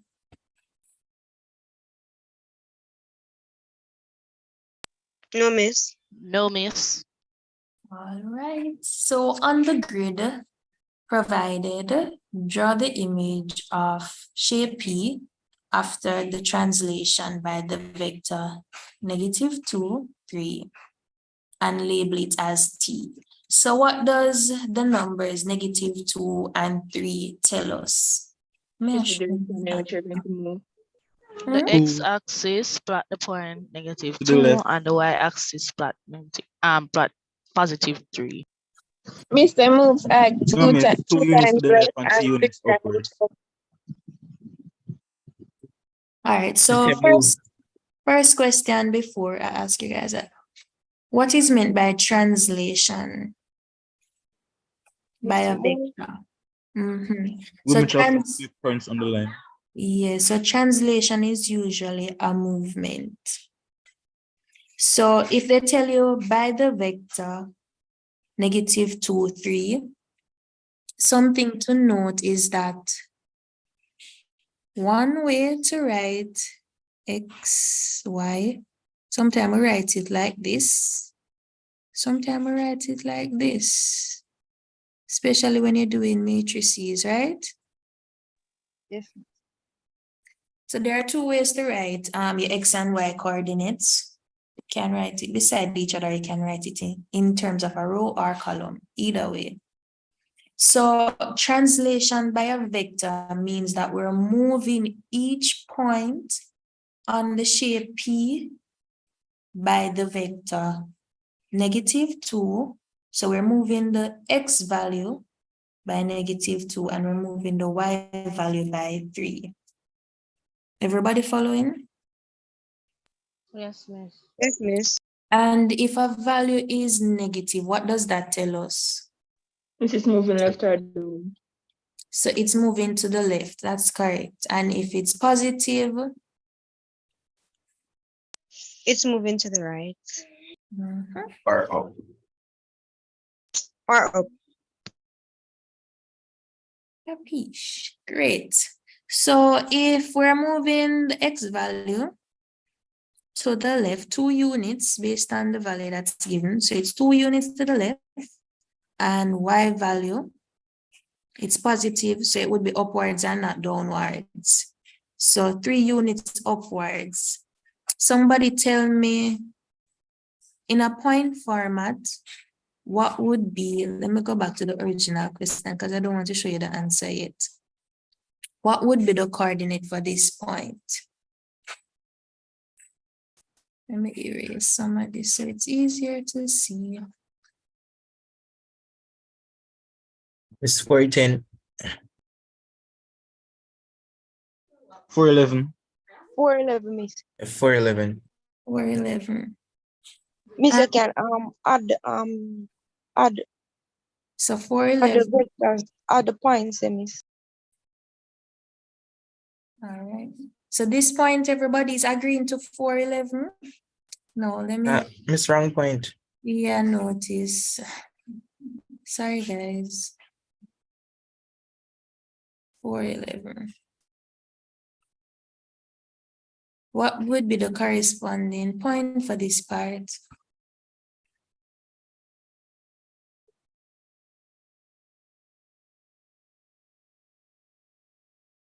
Three 11. 511. 511, 311. Which one is it? Miss, which part you talk about? This point. This one here. Let me change the color of the pen.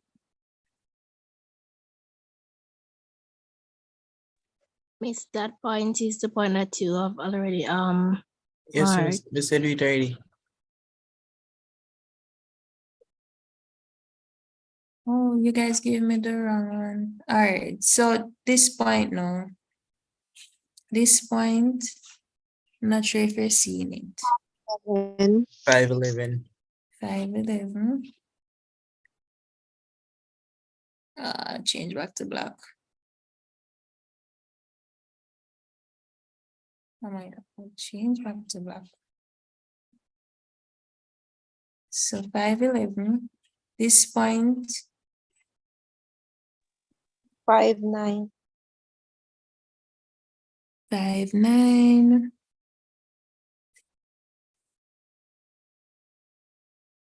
This point. 410. 410. This point. 210. 210. This point. 19.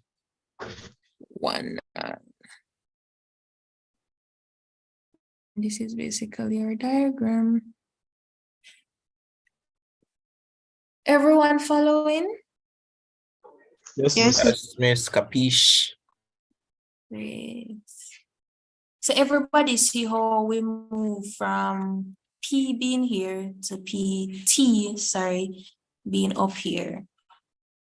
So move it, the best way to do it, guys, I try not to work it up because sometimes you can get confused with the negative numbers, the positive numbers. So that can be very confusing. So try to do it on a point basis. So we chose the first point and then we moved it 2 places to the left, 3 places upwards. Choose your second point and you do the same and then you just connect all the dots. That's how I did it, or I used to do it. So not saying it will always work, but sometimes that is the best way. As I said, doing the working out can be very confusing sometimes because sometimes you mess up your plus and minus and stuff like that. So try to do it on a point basis and then just connect all the dots. Let me see if that's the end of that question. All right, as promised, we will take a break when we complete question 3. We'll come back at 1:20 and we'll continue from question 4 onwards. I'm going to run through the chat in the meantime, so I'll try to answer if there were any questions there. Also, I'm going to put my email address in the chat. You guys would have had my number already, so I'm going to put my email address in the chat. If you have any working out that you want to just take a picture and send me, you can do it on WhatsApp or email. Either one is better. Either one that's better for you. All right. So It's what time is it? 1:20? 1:20. We'll be back from the break at 1:20.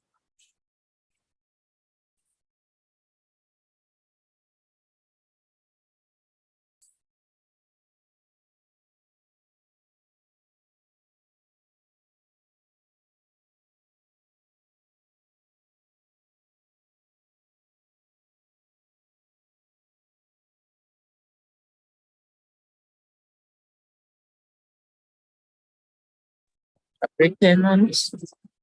Yes, it is. Break time until 1:20. All right.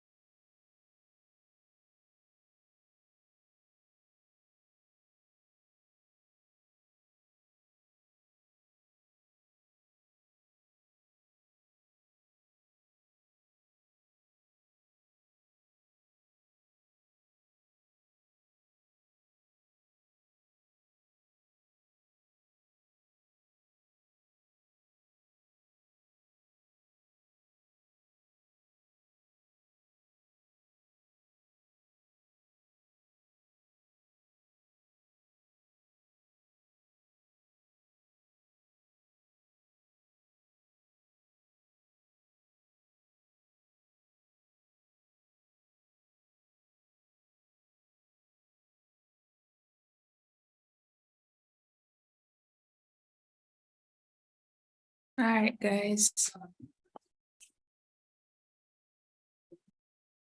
Everyone's back? Yes, miss. All right, Yes, so miss. I noticed somebody in the group. I think her name is Mystique. Hopefully I'm not pronouncing it incorrectly. So I think she sent a message that she was lost. So Mystique, can you enlighten us as to what you're lost on?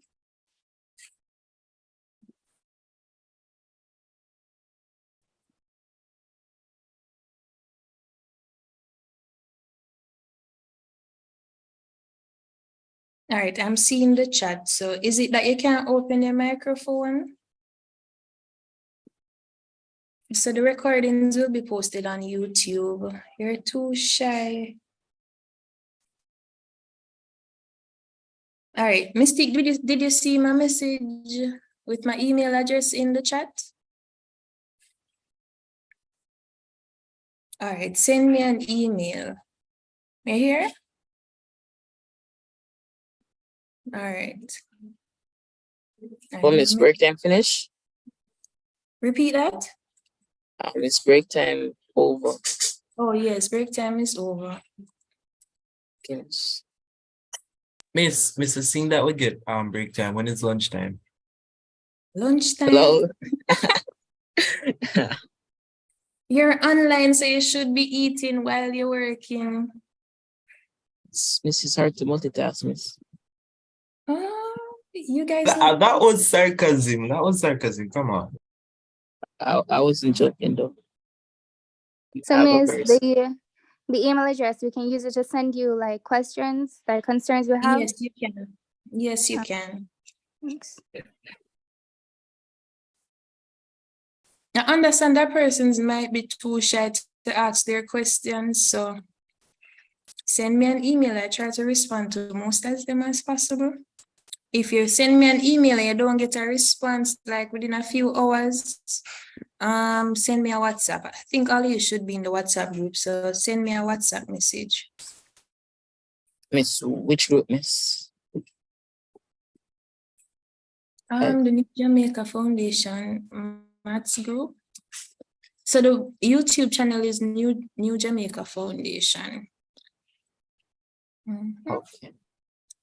So you have the link to the WhatsApp group, Miss? I'm not in it. I don't have it at the moment, you know, and I'm using my laptop. Can somebody just send it? Who is asking? Because I'm not seeing the name of the person. Just send it to them. Private message, please. All right, let's begin. Everybody should be back. Next question is about functions.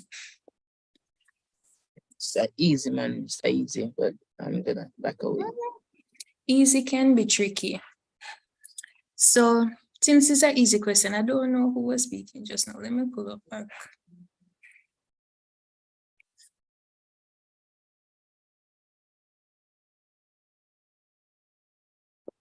All right. The function f and g are defined as f of x is equal to 5x plus 7 and g of x is defined as 3x minus 1. So for the functions given above, determine what g of 1/3 is. So I guess that's pretty straightforward. All we'll have to do is just plug 1/3 into the function wherever we see x. So we're substituting x with 1/3 on both sides. So g of 1/3 is equal to 3 times 1/3. When you simplify that, you'd get 1 because we'd cancel both 3's and end up with 1 minus 1, and that would be 0. Everybody's clear on that? Yes, No, Miss. miss. Oh, wait, somebody said no, Miss. So go over that, Miss. Going over it. So we're using this function here because the question said g. So they gave us our x value to be 1/3. So anywhere you see x, you're going to substitute with 1/3. So we have x here and x here, so we substitute with 1/3, 1/3. We're trying to simplify the equation, so 3 times 1/3 minus 1. This 3 is, remember, a whole number has an imaginary denominator of 1. Of 1. So this is basically a numerator. So we say 3 into itself, 1. 3 into itself, 1. 1 times 1 is 1. 1 times 1 again is 1. 1/1 is 1. 1 minus 1, 0. Is that any clearer? Yes, miss. Yes, miss. All right, great. Let me erase this.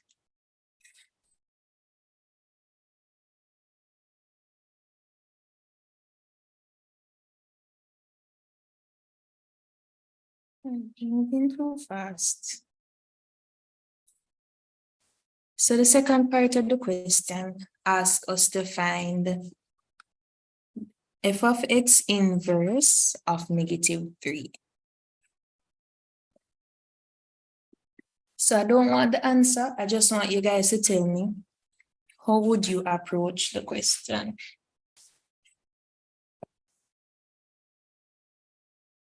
You first we swap out all of the Miss, you could write what is f of x equal -3. no. Mr. Going to write back the f of x equal whatever it states, and then you're going to swap out y for it and find y. Change f of x to y equal f of, equal to something, and where you have x, you replace it with y, and then you interchange it again with y, with x being the subject, equal something y, whatever it is. This one we can't see questions to the same say like that. All right, let me bring up the question to make it easier for you. So you're not wrong. Go ahead. So let's So find back to the the point inverse. now. I find the inverse, then I put Find the inverse and then what? Let's find the inverse of f of x, and then I'll substitute x for 3. That is correct. So that's the answer I was looking for, guys. So remember, I told you I don't want a definite answer. I just want an overview of how you'd approach the question. So the first thing you need to do, as someone said, not sure who said it, find the inverse of f of x, because that's what this means. This little thing here, that's what that means. And once you find that value, you plug -3 into that value to get your answer. So let's look at the solution.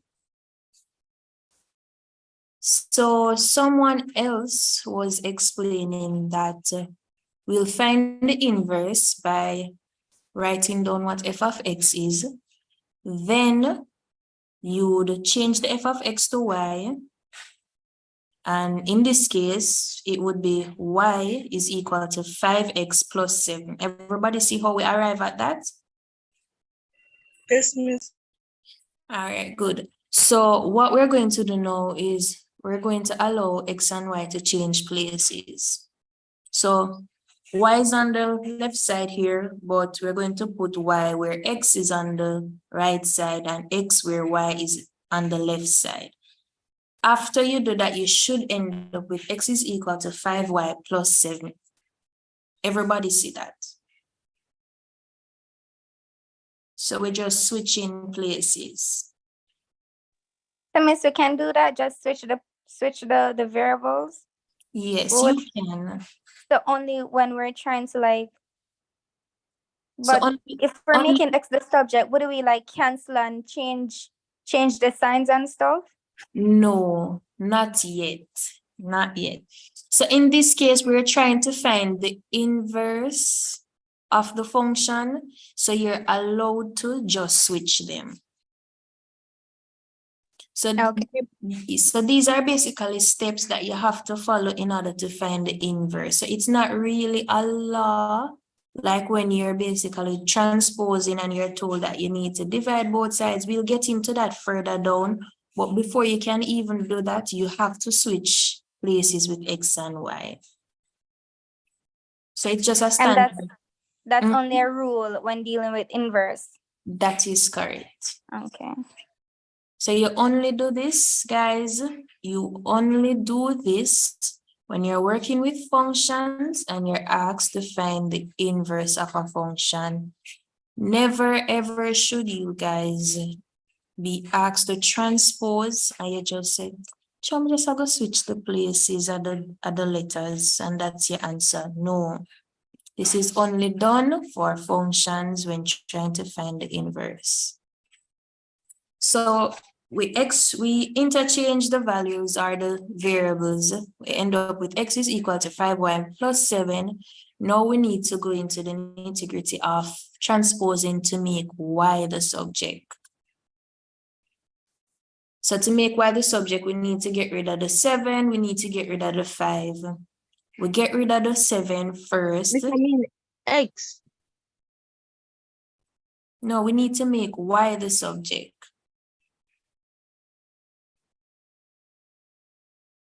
So we need to make Y the subject. So we have to get rid of the 7 first and then the 5. Remember, no. All right, so let me see how I can break it down. Remember, we're trying to find the inverse of the function. Previously, we noted that Y is equal to f of x, right? Yes, miss. So if Y is equal to f of x, it should always be the case that whatever equation you have, it's a function of x. So it can't be that it's a function of y. Or let me show you what I mean by can't be a function of y. You can't have something looking like this. And then on the other side, you have 5y plus 7. This doesn't make any sense, because if I were to give you, say, x is equal to 1, where would you plug the x? Exactly. There is no x to plug it in. Exactly. So it has to be that whatever is in this bracket here is also in the function. So the original thing that we were given is f of x. So there has to be some x on the other side of the equation. Hence why we're trying to transpose to get y to be the subject, because if y is the subject and we substitute back f of x, then you realize there's an x on the left side. On the left side. Everybody say that?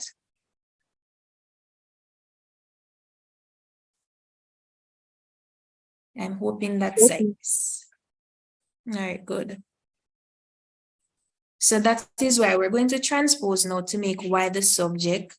So we need to get rid of the 7. So we know that it's positive. So we'd subtract 7 on both sides. So we'll end up with x minus 7 is equal to 5y. We need to get rid of the 5. So we end up with 7x minus 7 over 5, because we're dividing both sides by 5. Understood? Yes, miss.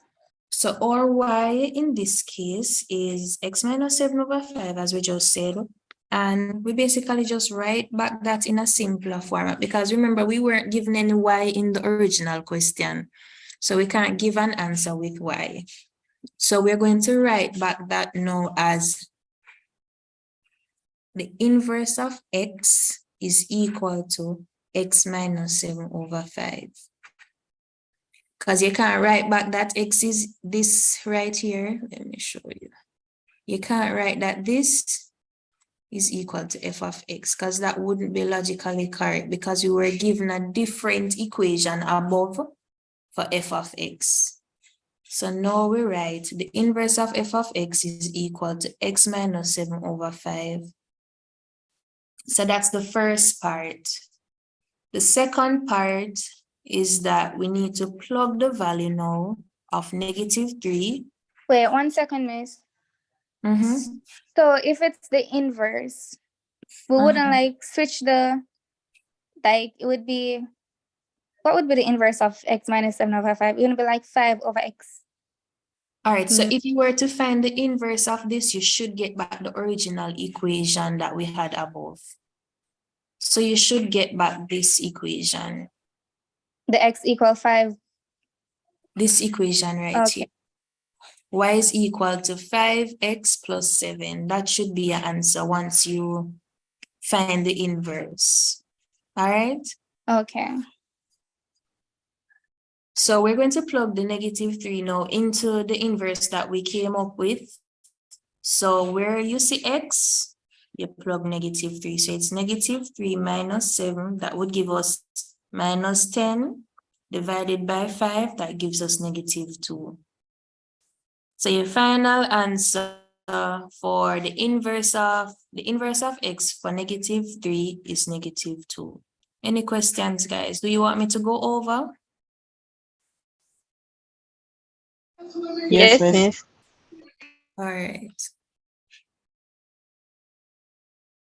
So starting from the top, we were given the equation f of x is equal to 5x plus 7. We want to find the inverse. We want to find the inverse, right? The inverse of the function is basically the opposite of the function, as some people call it. How do we find the inverse of a function? First, we need to say that f of x is equal to y. That would give us an equation, y is equal to 5x plus 7. Then now we do something that is totally out of the ordinary by allowing x and y to change places.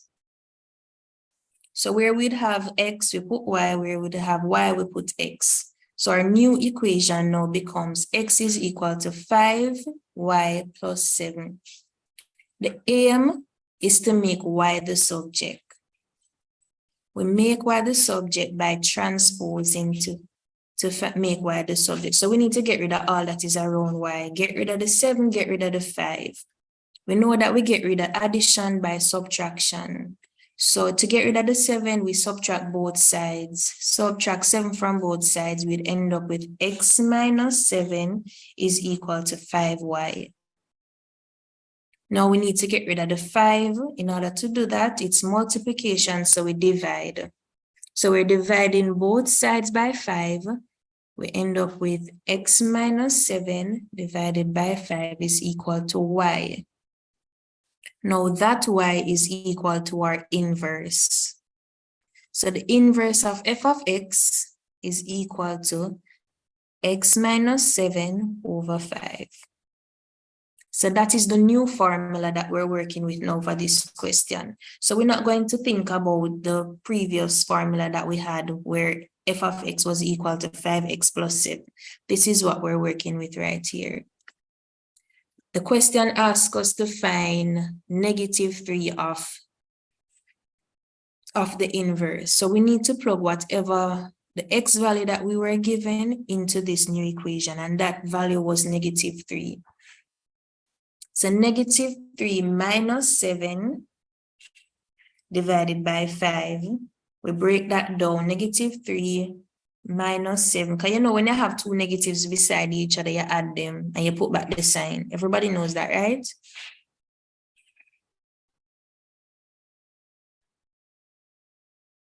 I'm taking Yes, that. yes. Yes. All right, good. So when you have two negatives beside each other, you add them and you put back the sign. So -3 minus 7 would give us -10 or minus 10. That's -2. Yeah. No, man, I'm talking here. So minus 3. Oh, yeah, yes, miss, I know. Yeah. I'm saying final answer is -2.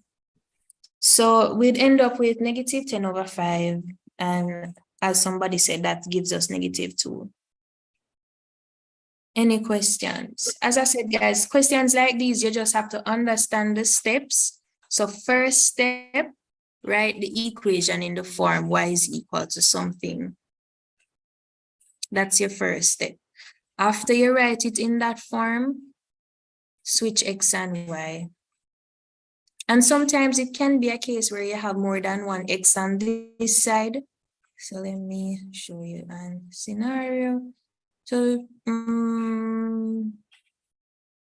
we had the equation y is equal to 4x plus 10x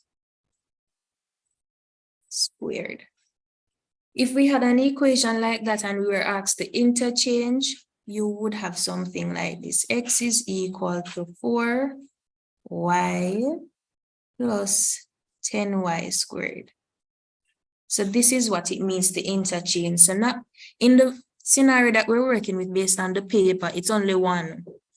But if you have a scenario where there are 2 or 3, you have to change all of them. Please note that. Any questions? I'm hoping everybody understands that part. If everybody understands, we're going to move on to the next question.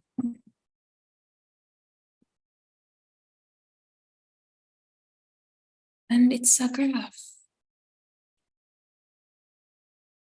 So write the equation of the line in the form y is equal to mx plus c.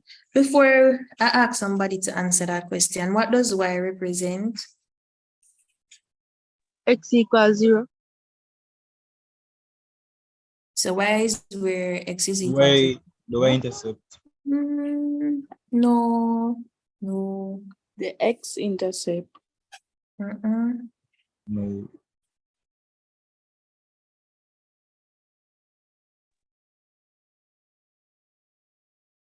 Y is equal to mx plus c. Y represents your y coordinates. All right? That's why I didn't negate the answer that says y is equal to, I think, 0, somebody said, because that could be a possible answer. So y is your y coordinate. So y can be any value. Can be any value along the line, any value. So it could be -3, could be 0, could be 3, could be 6, we don't know. It depends on the point that you're working with, correct? Yes, miss. What is m? It's a gradient of the line. Great. M is the gradient of the line. And how, can somebody tell me how we find the gradient? Rise over run. Rise over run. Or somebody tell me the complex way. Y2 minus y1 divided by x2 minus x1. And that is correct. So wait, what was the non-complex version? The first answer that I gave, what was that? Sorry guys, give me a minute.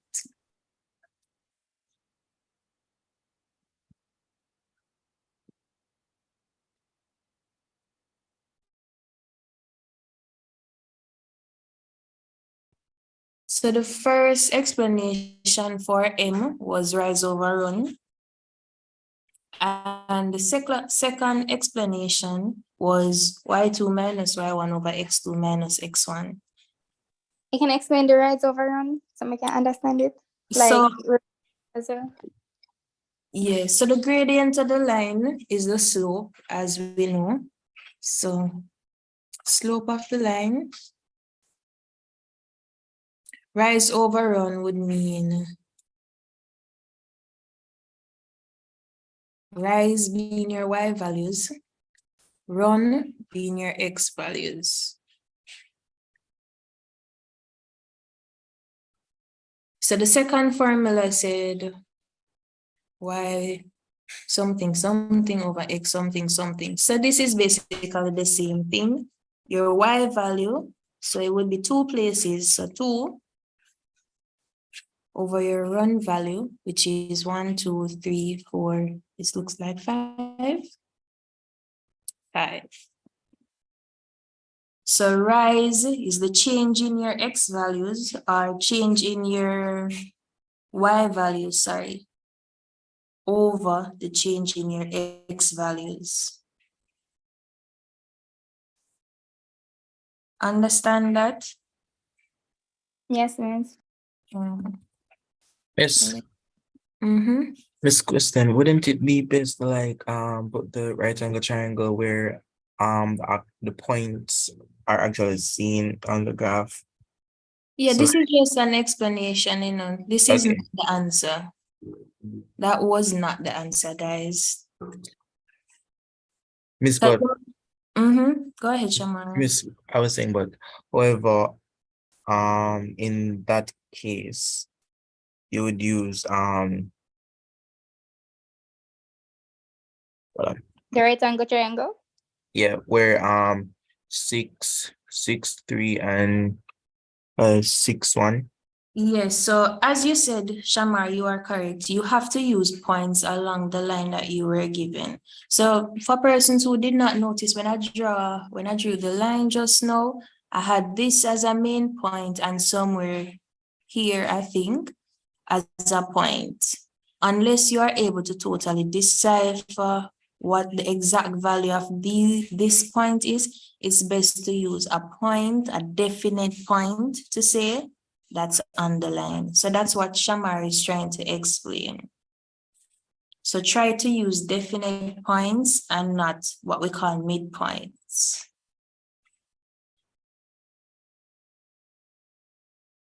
So we came up with the theory that y is some point or some y point on your line. M is our gradient. What is x?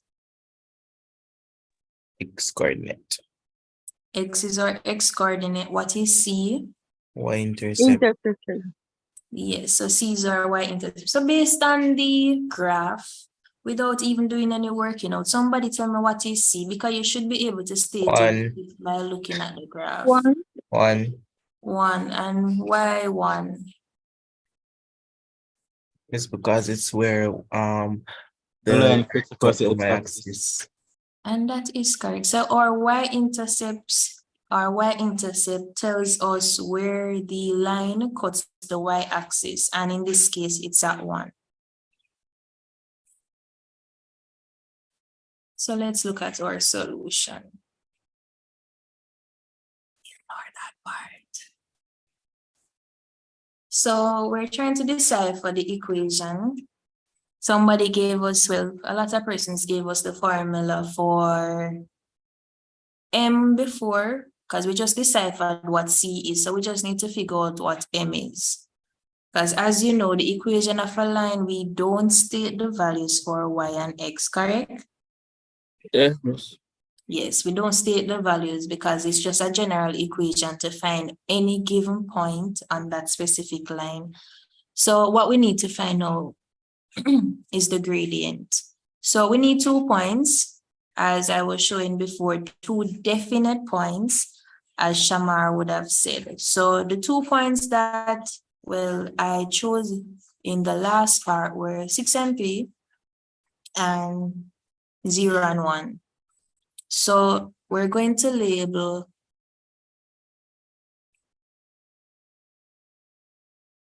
this as our 1, first value, second value. So y2 in this case would be what?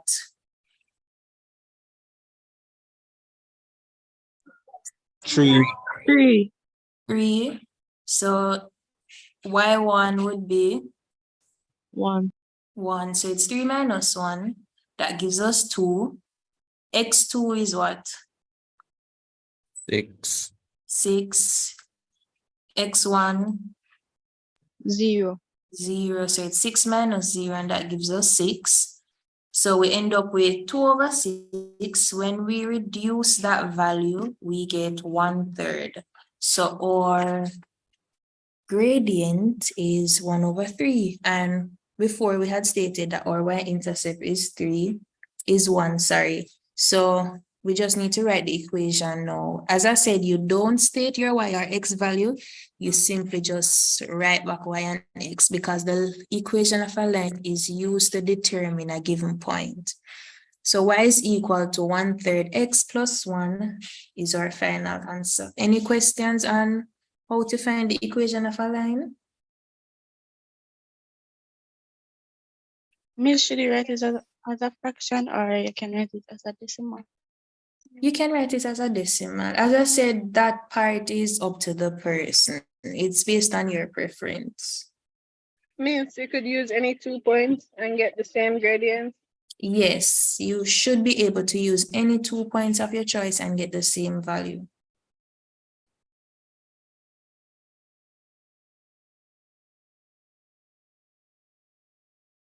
Any other questions?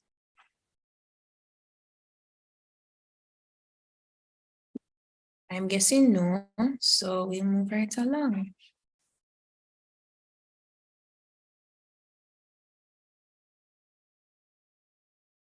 So the equation of a different line, Q, is equal to, is y is equal to -2x plus 8. So based on that equation, can somebody give me some general information that you can decipher just by looking at that equation? The gradient is 2. So the gradient is 2. Is it? It's -2. Is that -2, miss? Is the Or- gradient 2? Oh, and- -2, -2. Why -2 and not 2? Yes. The negative sign is in front of the 2. And that is correct. So something to note, guys, your gradient is everything other than your x. Everything. So you don't leave anything off. If they had given you y is equal to x over 2 plus 1, what would your gradient be?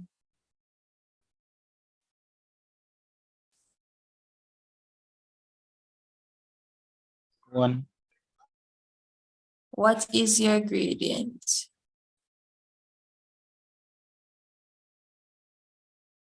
Half.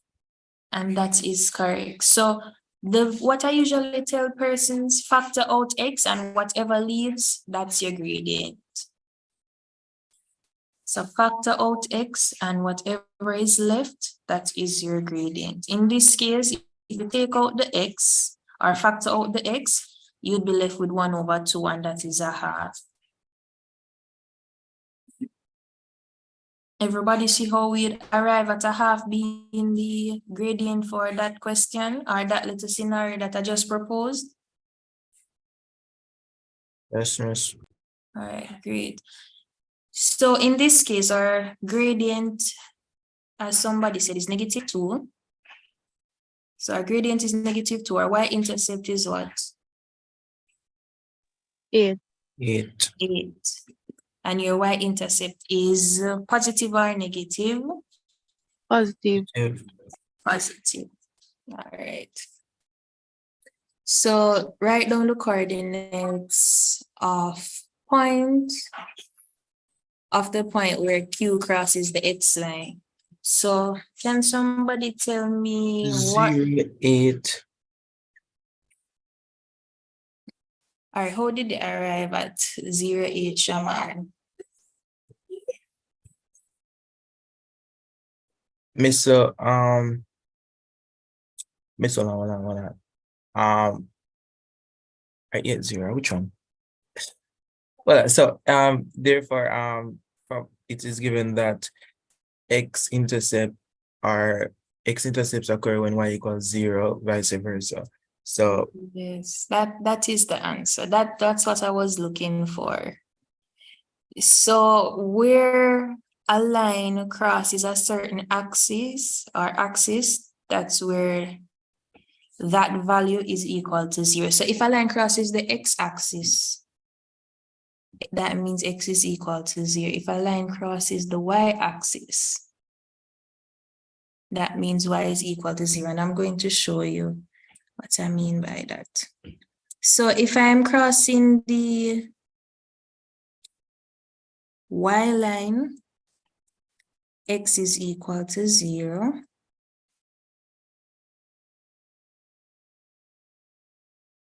I'm crossing the x line, y is equal to 0. I probably missed them up just now. So this is the scenario, right? So if I'm crossing the y line, which is the vertical line, you notice that the x value is 0, right? Everybody sees that? Yes, yes. And if I'm going to cross the x line, we realize that the y value is 0. So the question said, let me go back. The question says where Q crosses the x-axis. So if it's crossing the x-axis, that means what? Y is equal to 0. So y is equal to 0. So we're going to plug now into the equation 0, because that's where our y value should be. And then negative 2x, right, plus 8. And all we need to do from there now is to just work out the value for x, right?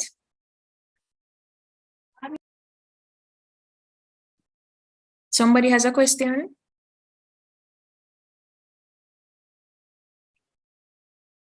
Probably I need to go over that. So let me go over the graph again. So if we're crossing the y-axis, which is the vertical line, that means x has to be 0. If you're crossing the horizontal line, which is your x line, y has to be equal to 0. The question asks us to write down the coordinates where Q crosses the x-axis. So when Q crosses the x-axis, that means y should be equal to 0. So we just plug 0 into the equation that we were given.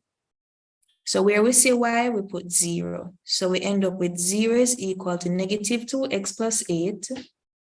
And then we just break it down, get rid of the 8 by subtracting 8 from both sides. Or in this case, we just bring over the negative 2x because we want x to be a positive number and not a negative number. You could have still brought over the negative 8 and then divide both sides by negative 2. You still would have ended up with positive 4. So the approach doesn't matter. So 8 divided by 2 gives us 4. So our coordinate would be 4, because remember your x value comes first. So it would be 4, 0, because we already know that y is equal to 0. Everyone sees that? Yes, miss.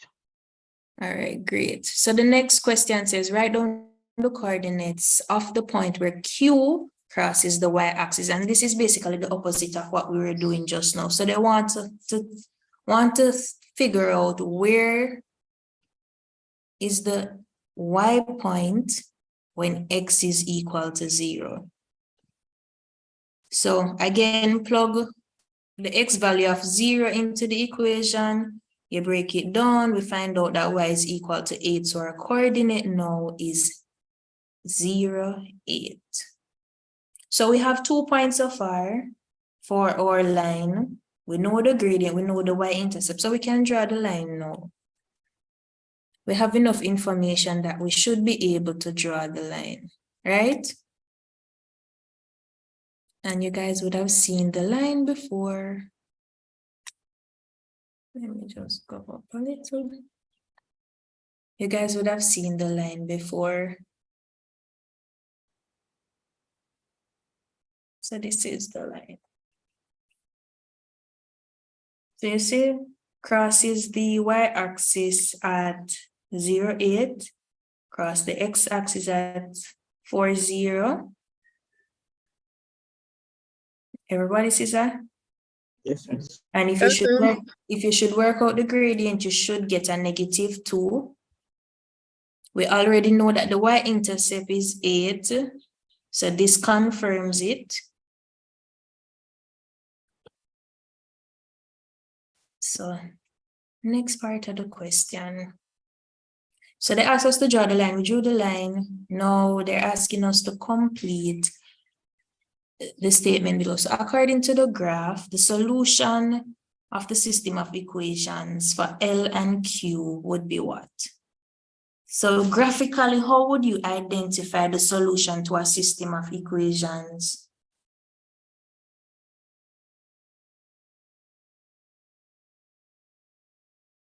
Anybody? Graphically.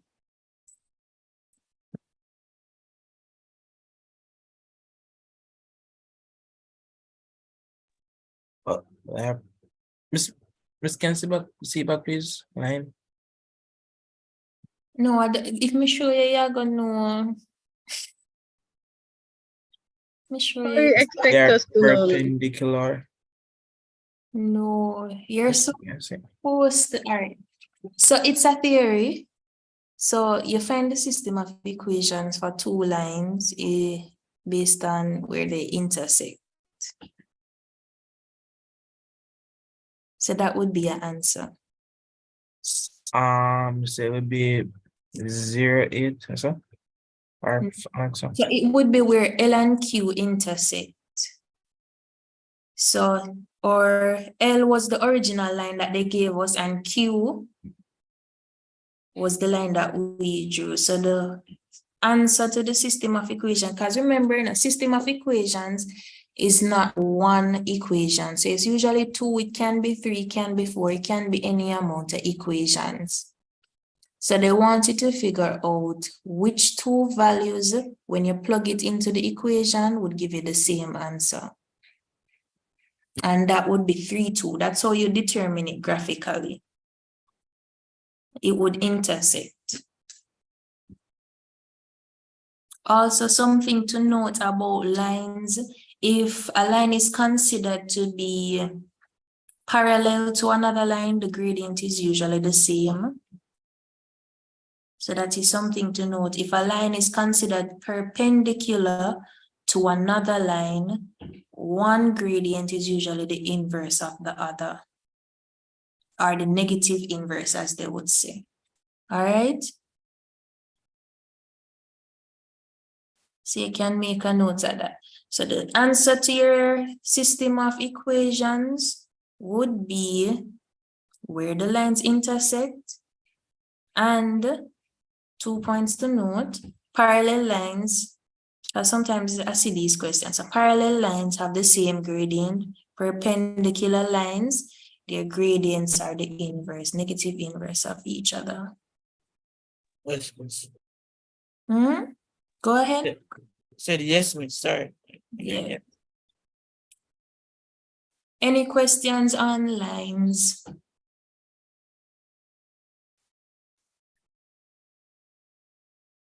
And for persons, you might want to work it out too. It can be worked out, but in a case where you're working with time, I wouldn't advise you to go through the lens of probably doing the elimination method or whichever method you're comfortable with, substitution, anyone.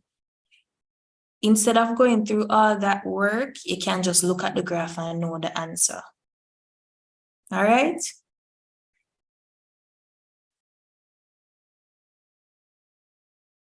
So next question. Number 5. So a school nurse records the height of each 150 students in class A who was vaccinated. The table below shows the information. Complete the table below and use the information to calculate an estimate of the mean height of the students. Give your answer correct to 1 decimal place. So how do we find mean?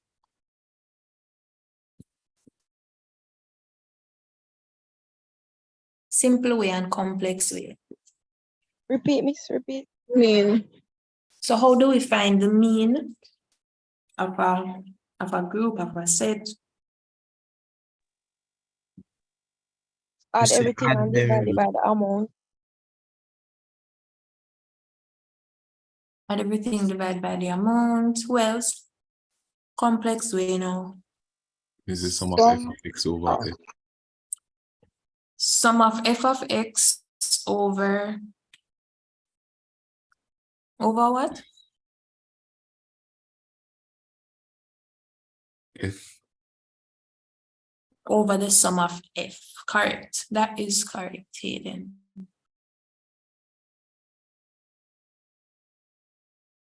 So we're going to look at what is the midpoint. So the first thing we need to decipher is the midpoint for this group here. Somebody tell me the midpoint for that group. How would you find the midpoint? Miss, you add the upper class limit and the lower class limit and divide it by 2. So it'll be 130. That is correct. So you 30. Go ahead, Shania.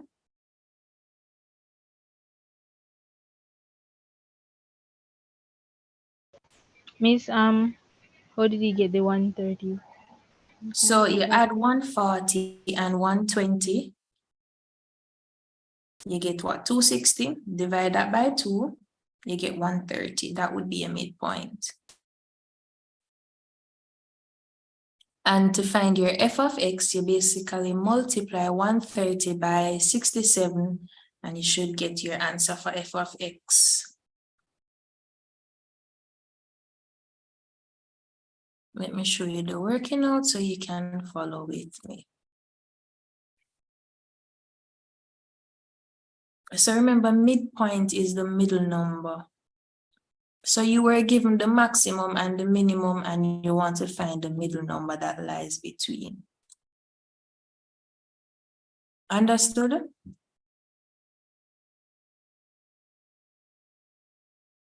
Yeah, why is it so far?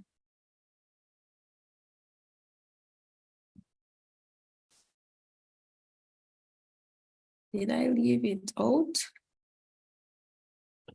Oh, here it is.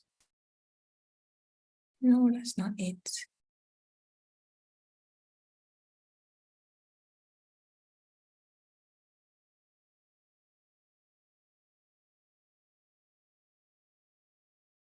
No, there we go. So 130, when you multiply the 130 by 67, you end up with 8,710. And the question asks us for the mean. So we need to find what is the summation of f and the summation of fx. So we're going to add all of these numbers, but we basically know that from the statement that was given before that they were actually 150 students. So sometimes you don't have to work out what the summation of f is. So summation of f of x, as I said, you add all of these values, you end up with 18,320. Divide, and you should get an answer. Why is this all over the place?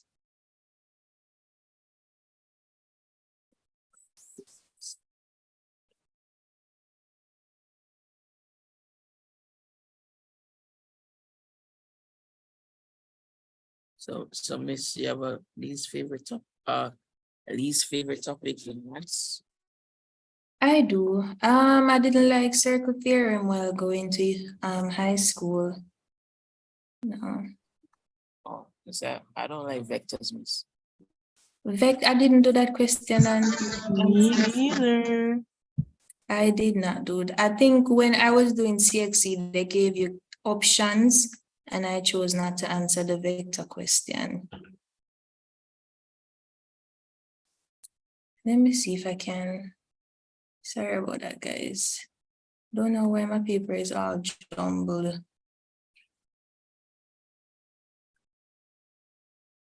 But yeah, everybody, that's right, guys. I said work on what you're strong at and don't try to do what you know you're not good at. Focus on your strong points and maximize on those areas.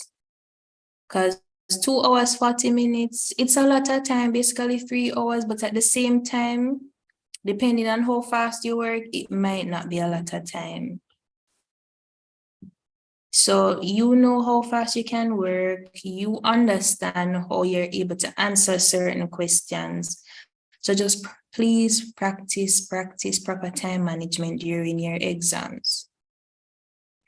I can't stress that enough. You might feel like you might answer question 1, 2, and 3, and you say, oh, just 20 minutes gone. And before you know it, time flies, you end up, you're just at question 5 and you only have 30 minutes left. So practice proper time management in your exam. Miss, go ahead. Miss, are you going to have other classes with us, or this is the only one? So this is the only session that we had planned for you guys today before the exam, because I actually have work, so I can't do another session in the week. So this is the only one we have before exams. But which day in the week is the exam? Next week, Wednesday. Wednesday. It's a Wednesday. I can't promise anything, guys. As I said, send me questions and I'll try to reach out and answer them. All right? Yes, miss. Because I didn't catch anything after the break, you know. Oh, because you I didn't? came on, I joined late. You can look back at the recording. It's on YouTube. Yeah, it will be on YouTube, Abigail. So just go back over it. And the person in the chat. Yeah, I realized.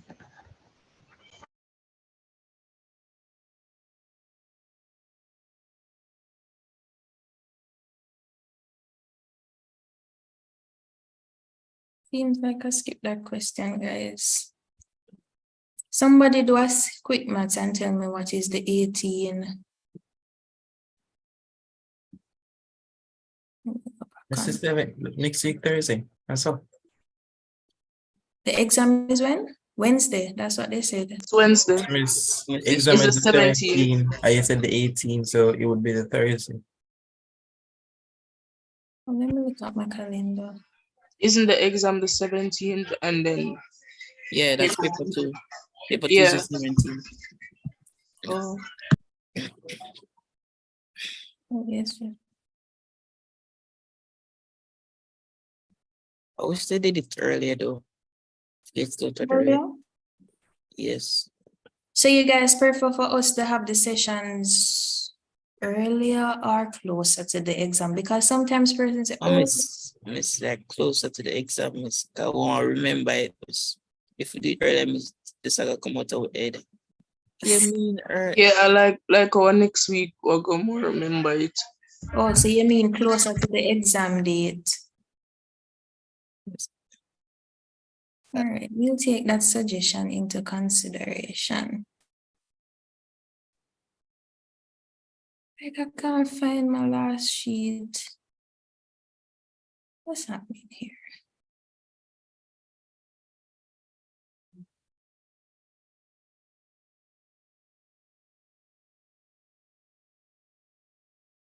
Oh my G.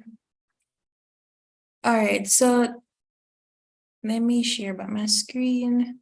Sorry for the confusion, guys, but my paper is all jumbled in the latter part.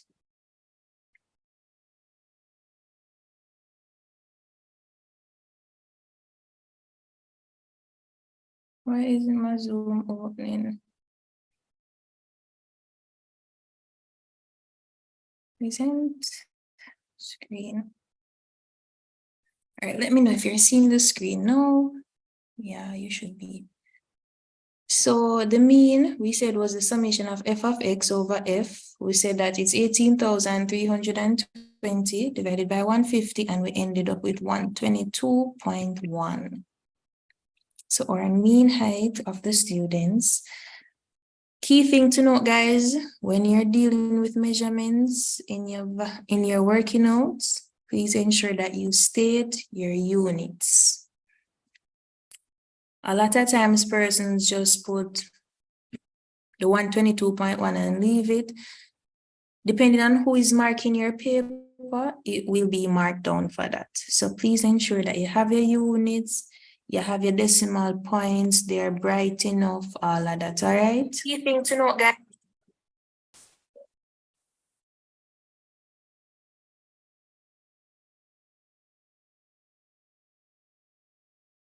Everybody's hearing me? Yes, miss. All right, good. So the next part of the question, I might have to do some searching for the solutions, so bear with me. In class B, the mean height of students is 123.5 centimeters. The standard deviation is 29.87. For class A, we found out that the mean is 122.1, and they're telling us now that the standard deviation is 21.38. So using the information above and your response in A, that's the mean. Comment on the distribution of height of the students in class A and B. So can somebody tell me, what does the standard deviation tell you about a sample? Miss, what standard deviation is? I did not learn that in class. Miss, is it like the difference?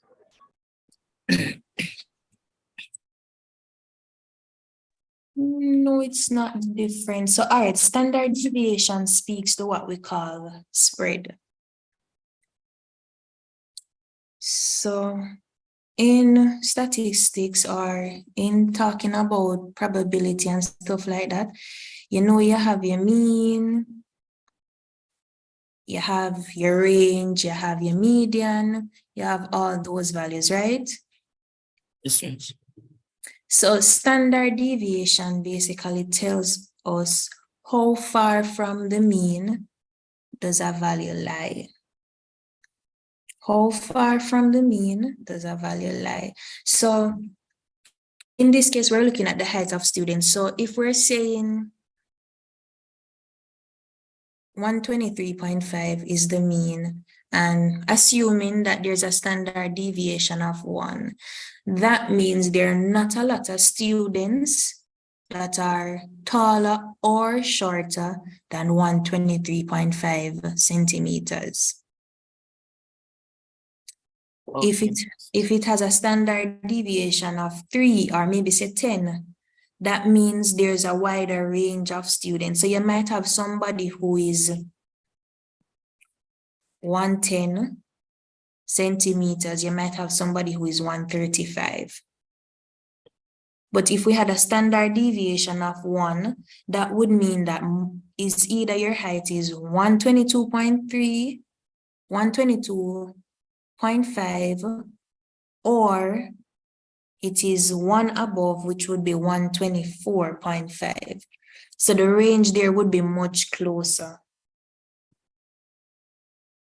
All right. Give me a minute, guys.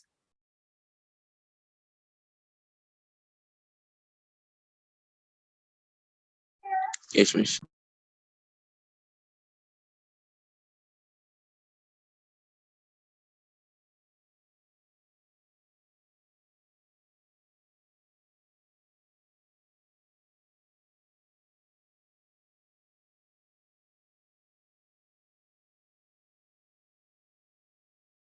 Sorry, guys. So yeah, the standard deviation basically tells us how spread out, if that's a word, or how distributed the values are. Because remember, it's 150 students.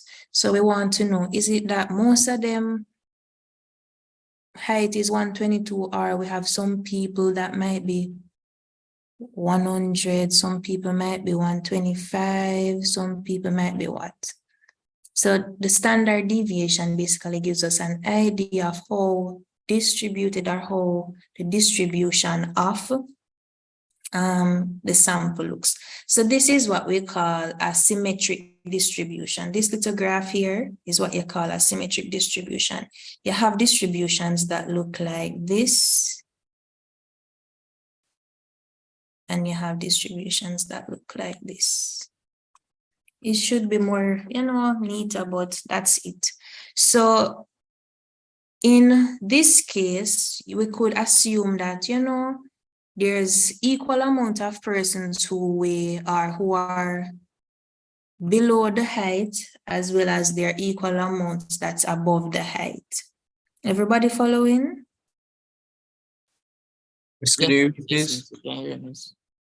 All right, so this value here this line represents the mean. So we're assuming that the mean is 123. We're using class B's information. So there are 150 students. So what's that? 75, 75. So when you have a diagram like this, it's basically telling you that the spread is even. So it might be that 75 or half of the students, their height is below 123. And for another set, their height is above 123. If you have a graph like this, this is basically telling us that most of the students, even though our mean is still 123, in terms of value, most of your students are taller than 123. All right? Yes. So standard deviation just tells you about the spread. So it's basically talking about distribution. So to answer this question, it says, using the information, provide a response, comment on the distribution of the height of the students. So this is basically telling us if the standard deviation is 29, that means more of your students are further away from the 123. And if it's 21, that means most of the students have a height closer to 122. So I'm going to say that again. If it's 123 for class B and they have a standard deviation of 29, that means their students' heights are further away from 123 versus class A with a mean of 122.1. Most of their students' height is closer to 122.1. So as I said, in terms of the value, the larger the value, the further away the distribution is, or the further away the group is from the mean. Any questions? Let's please repeat that again, please. So the larger the number is the wider the spread. The larger the number, the wider the spread. The smaller the number, the smaller the spread. So if the number is large, that means your sample is moving away from your mean. If the number is small, that means your sample is closer to your mean. Okay. So next. So complete the cumulative frequency for the table below. So everybody knows how to get the values for their cumulative frequency, right? You add the previous value to the current value. So what would be the first line in this case?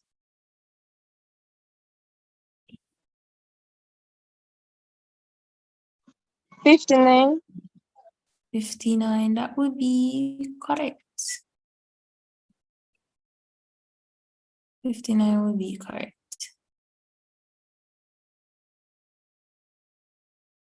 And for the second line, it would be 126 plus 20, and that gives us 146. Everybody see how we arrive at those two values? Yes, miss. Yes, miss. All right, great. So use your cumulative frequency curve to find an estimate of the median height of the group of students. So it's a group data, so they drop a 3-column table, right? Yes. So you would be required to plot the points. And everybody knows that you use the number of students along with your cumulative value to plot your graph. So you never use these ranges. You use these points. And which value goes on your x-axis? The x-axis, the variable are the number of students. Correct. And your y-axis then would comprise of the cumulative value. Yes.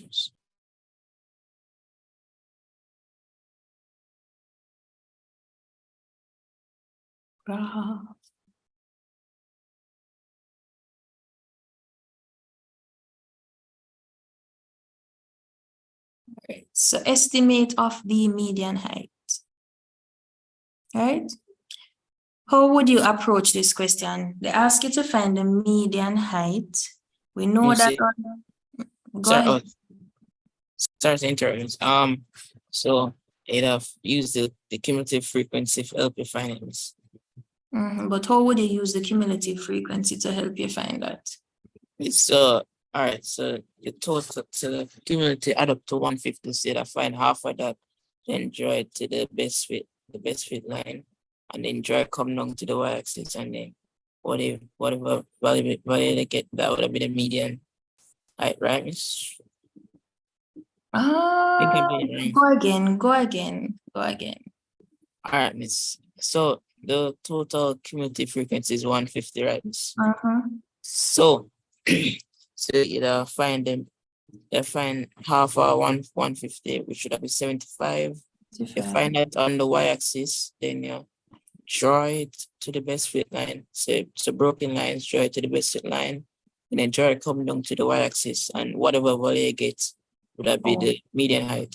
That is correct. So when you say best fit, that just kind of threw me off. But yes, so your best fit line, you're referring to the cumulative frequency curve, correct? Yes, miss. All right, great. So, and he's correct, guys. So first thing you need to do, you would plot your points, as I said, based on, the X and Y values. Then now you would go to your cumulative frequency section. You would look for 75, because we're looking for the median height. You arrive at 175, and suppose we figure out that 75, falls between 120 and 140.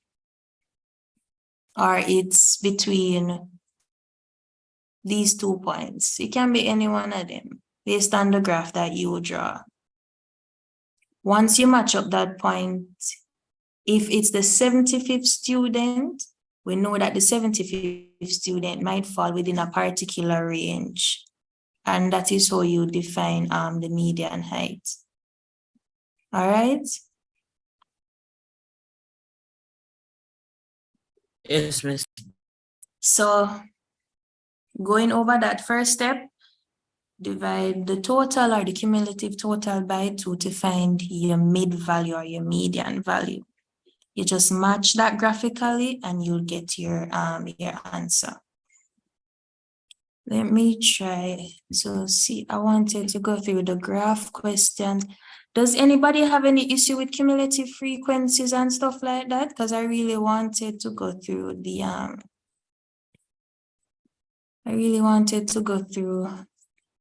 the graph question, not graph questions, the graphical questions of the last section. So we haven't touched any question in section 2. So do you guys have any questions as it relates to cumulative frequencies? Let me see the other topics. Deciphering patterns, anything like that?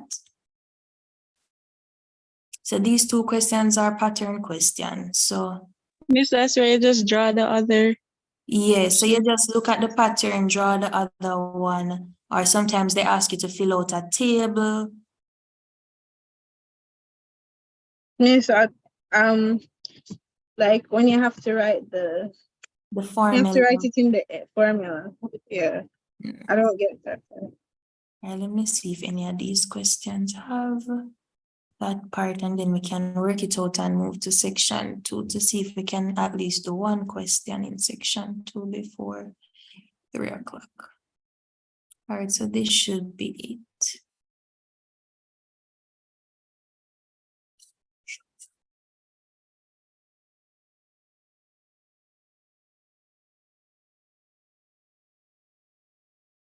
All right, so Leon, let me read the original question. So the number of chairs, C, can be placed around a given number of tables, T, for either arrangement. L or M forms a pattern. The values for C, for the first 3 diagrams, for both arrangements are given in the table. Study the pattern of numbers in each row of the table. And they want us to fill out I, and I. So based on the pattern, what do you think would be on this line? 22. Why? How did you arrive at 22? You say that find the formula first. Yes, you'd find the formula first. So you're saying find the formula first. I can't find out what's supposed to write this, or find the missing ones. For that, so it's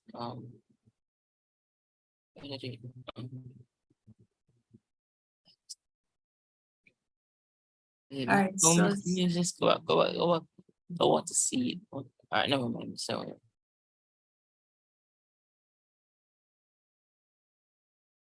it's continuous. Very good. So remember, there are 2 different arrangements. 2 different arrangements, and you have to be able to look at the arrangements and see, all right, how can I link the counting value? Because some persons might think the main value that you need to focus on is this, your number of tables, because that is the number that you're going to use to decipher whatever this value is going to be. So this is going to be the number that changes on each, in each stage. So this would be an n value. So you need to know, what do I need to do to n in order to get this value? What do I need to do to 1, 2, 3, 4, whatever the number is? And as you can see, as we move down the table, this line, it becomes n. So everybody see how we'd arrive at trying to decipher why the relationship between these value and whatever the outcome is, right? Yes, miss. Yes, miss. So yes. So first things first, somebody suggested, why not work out the solution? So we can, but sometimes you don't have to go through all of that. So somebody before had suggested that the arrangement, the answer for 4 would be 22. So I want her to tell me, how did you arrive at 22? If she's able to speak.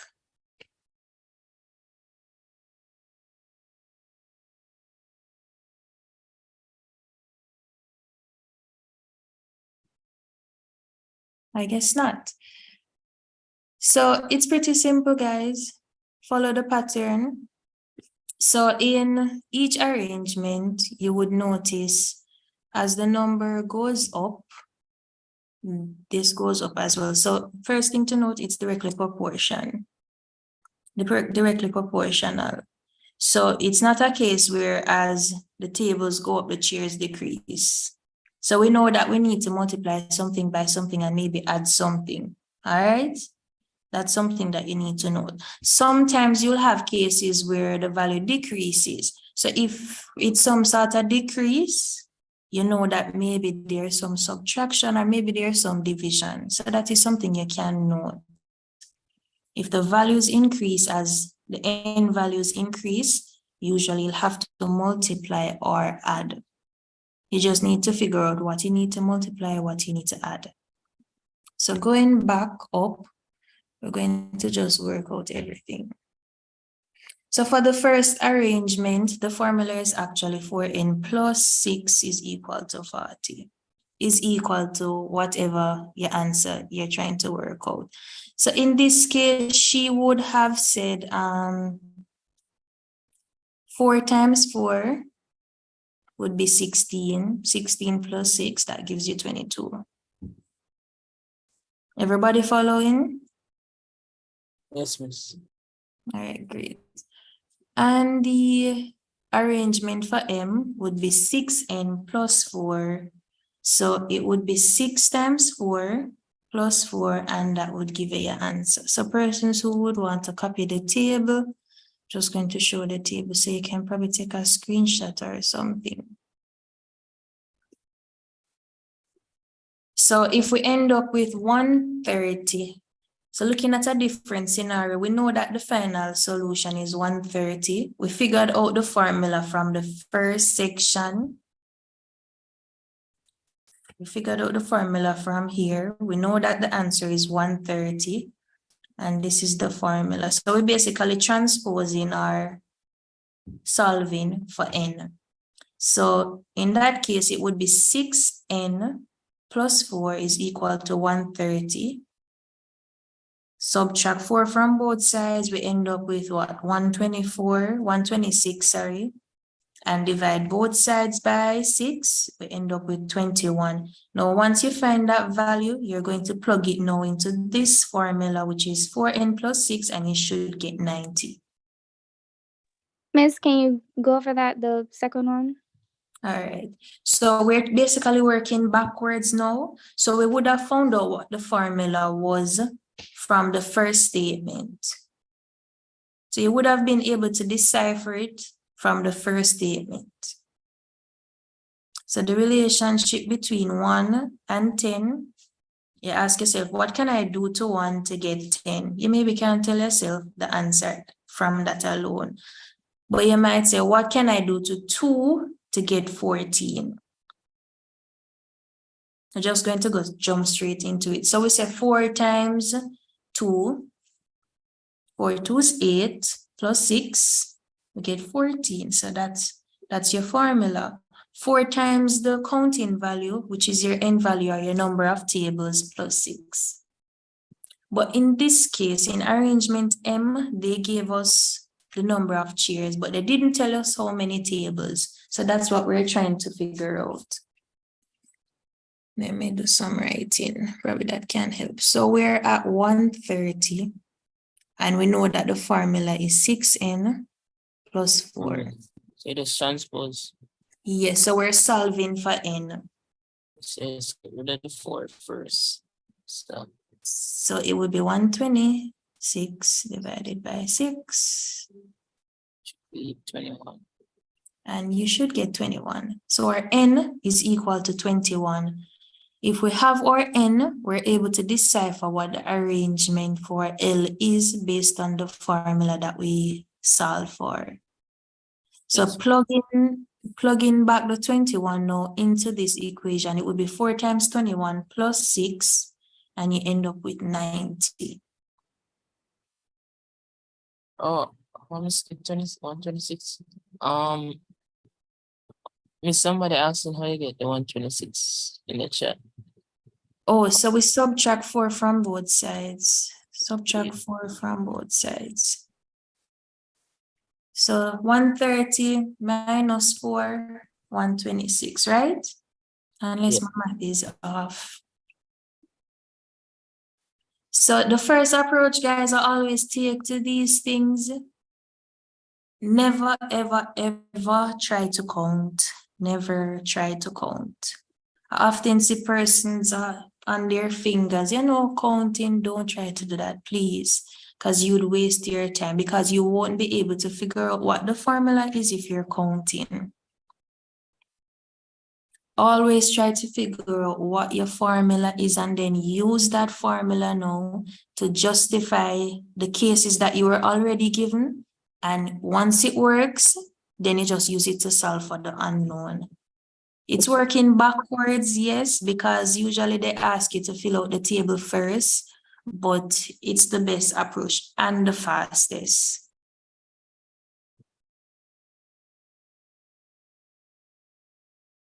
So there's no logic way to say, all right, you look for this, then you look for this, and then you'd get the formula. That's not the case. You just have to study the pattern. As I said before, note the relationship that exists between your counting value and your result. If you realize that once the counting value increases, your resulting value increases as well, it's usually a case where you have to do some multiplication or addition. That's the only thing I can tell you that would actually help. The next thing, if it's a decreasing pattern that you're seeing, it might be that some division or some subtraction is happening. All right? So, Miss, the 4n plus 6, when you transpose it, it would have been like 6n minus 4. Why would you want to transpose it? Oh, it's the second one. I was looking at the wrong.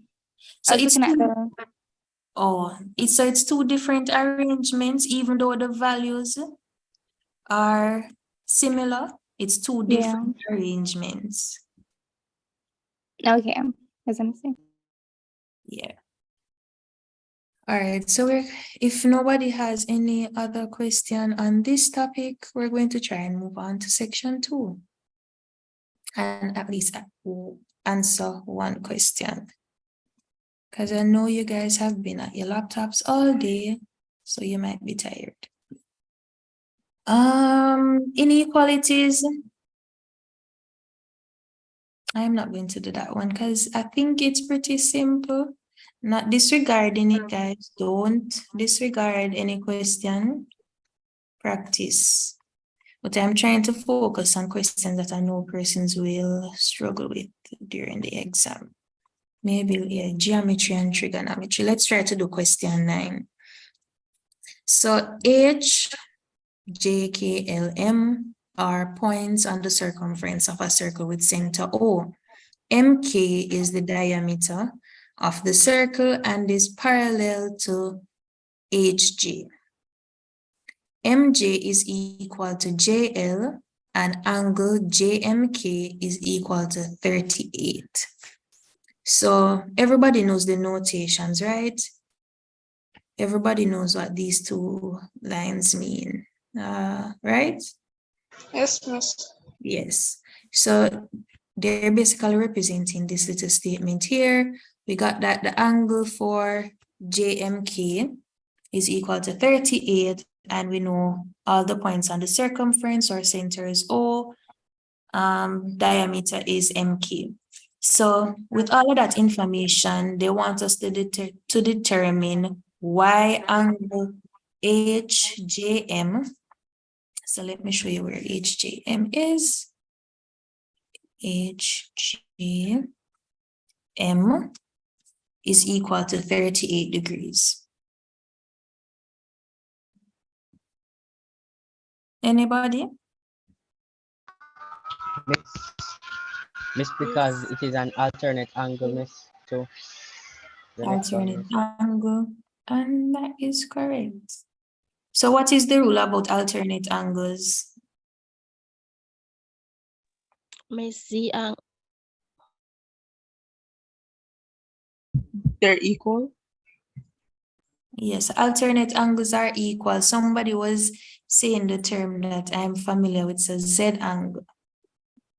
So Z angle are equal, or Z angles are equal. I'm going to bring up the diagram.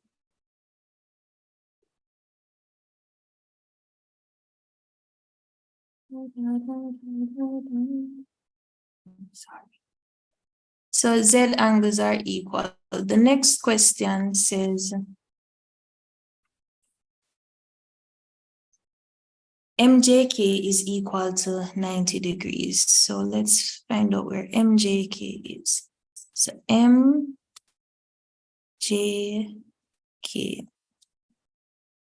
Let me use a different color. Miss, would adjacent.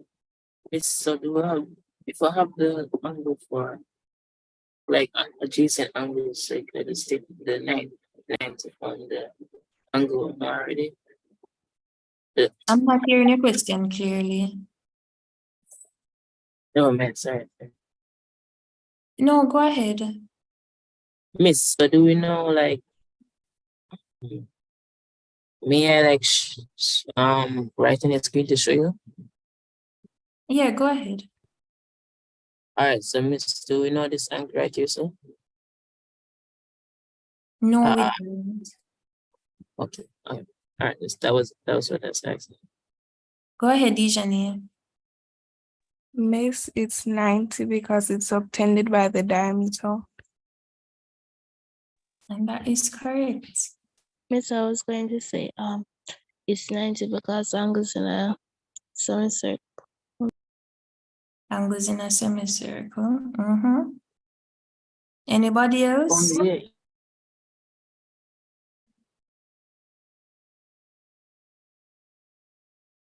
Anybody else?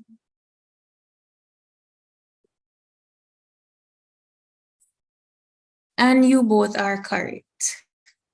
So angles in a semicircle that connect with the diameter do equal 90 degrees. Any question on that? And if you don't know these rules, guys, you can just revisit your textbook. They are there. You can just revisit your textbook and make a note of them on some study cards and just walk with them. So determine the value of each of the following angles. Show detail working where appropriate. Angle MLG. MLG, that's this angle here.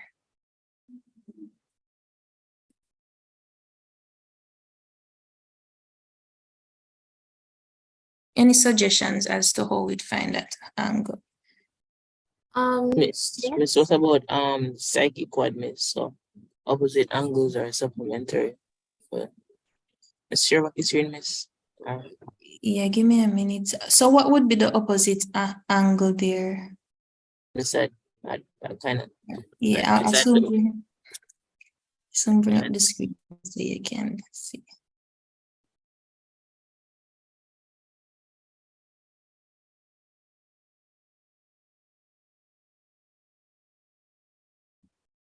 Trying to find these things, guys.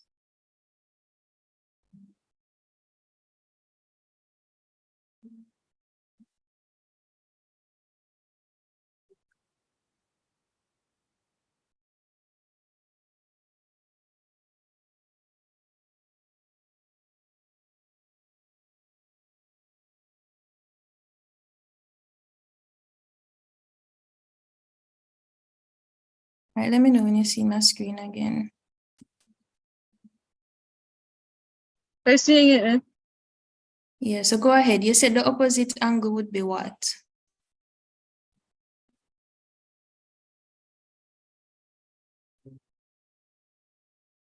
H. That would be H. If not psychic coordinate, it's a supplementary. Add up to 180. What if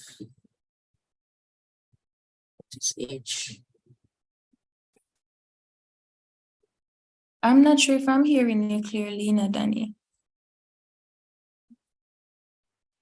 Miss. Miss, could you please ask what the question, Miss? So the question asks us to figure out what is the angle MLG. So this. Miss, could I try, Miss? Go ahead. Miss, for this one, Miss, could we use circle theorem, Miss? How would you use circle theorem? Miss, because angles subtended at the circumference in the same segment by the same arc are equal, Miss.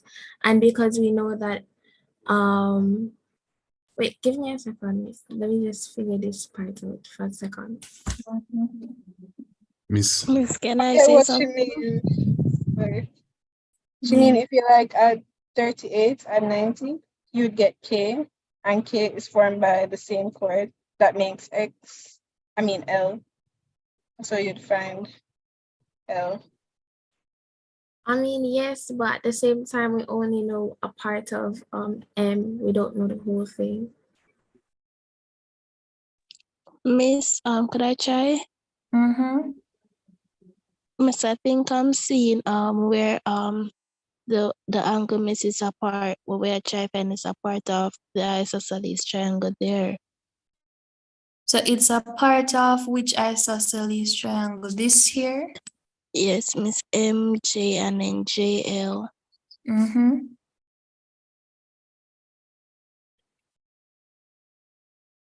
Miss. That is correct. That's a good observation. Anybody else? Miss, could we say that since we know HJM, which is 38 degrees, we could call triangle HMG an equilateral triangle. So you'd have 38. Hold on, Hayden. Let me track what you're saying so the others can follow. Let me erase this. So you're saying we know what HJM is. Right, so which is 38. So we could write 38 here and write 38 where M is. Here. As in the triangle HMJ. Yeah, right there. And then add 38 and subtract it from 180 to get angle H. So 38 and 38. So you get the 38 again, right? As we said. In the,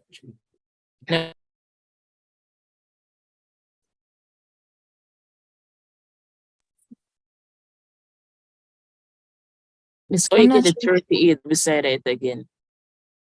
No, I'm just writing what Hayden is saying, you know. Oh. Yeah, I'm just writing what Hayden is saying. So what did you get when you did your working out for H, Hayden?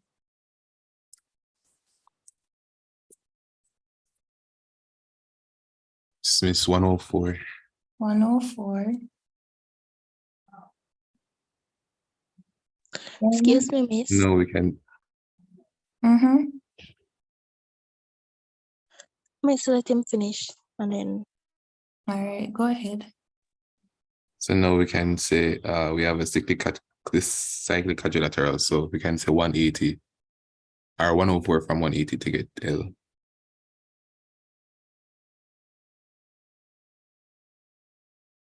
That would be what? I missed 10, 6, 7.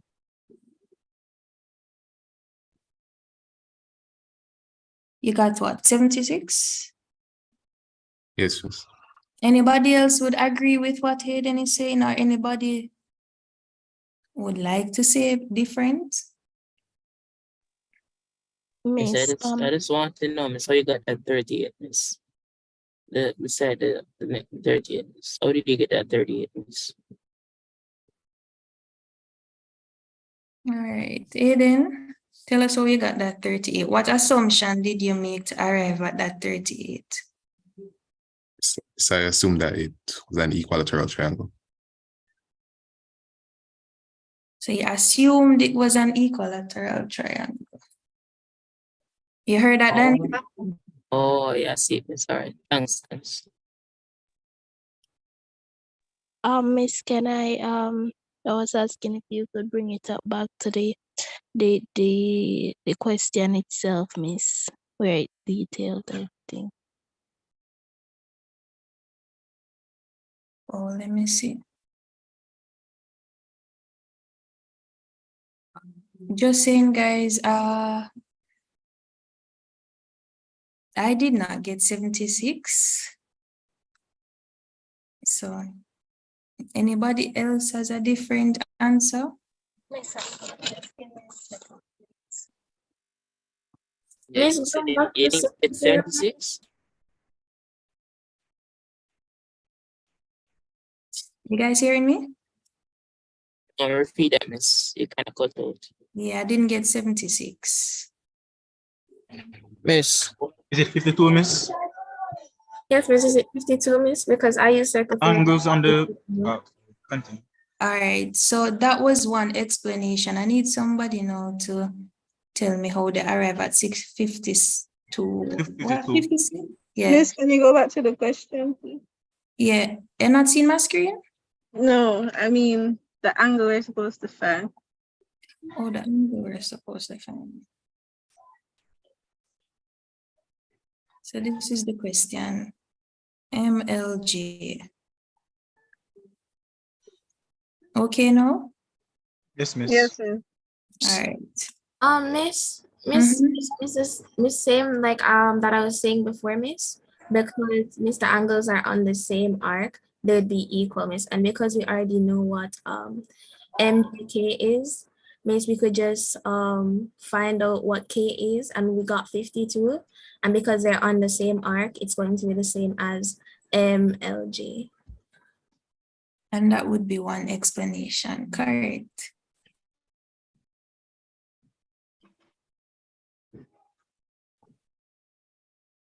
I think somebody else was explaining how they arrive at 52, so let me know. Can you tell me your name, the person who just spoke? So we agree that here is 90, so let me just draw this here for you to see that it's 90. So what I usually do, guys, I usually work with what I know and then just work and find every angle that exists. That may take some time for you. You don't have to do it that way. Somebody said, we know that this angle here is 38. We know here is 90. We know that here is also 38 based on what working out and the theories that we would have expressed before. So this is a triangle. Just noting the corners for you to see. Angles in a triangle equal 180. So if we're able to decipher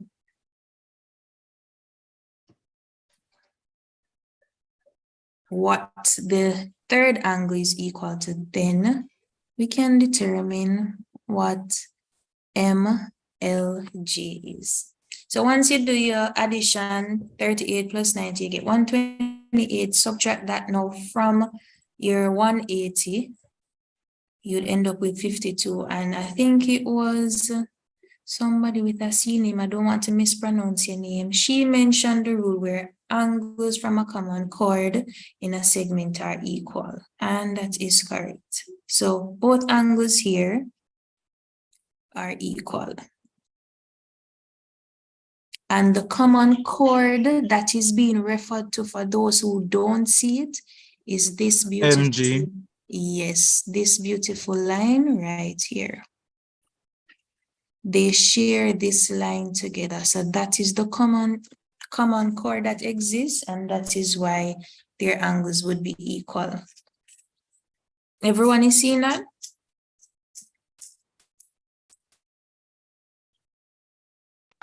Yes, miss. Any questions on that? Or do you guys want me to go over it? Let me know. Go over it, miss. All right, let me erase and start from scratch. So circle theorem is pretty tricky, guys. I told you it wasn't my best topic, but as I said, get your textbook, write down the theories, study them like the back of your hand, and you should be good. So first thing to note, we were told that this angle here is 38.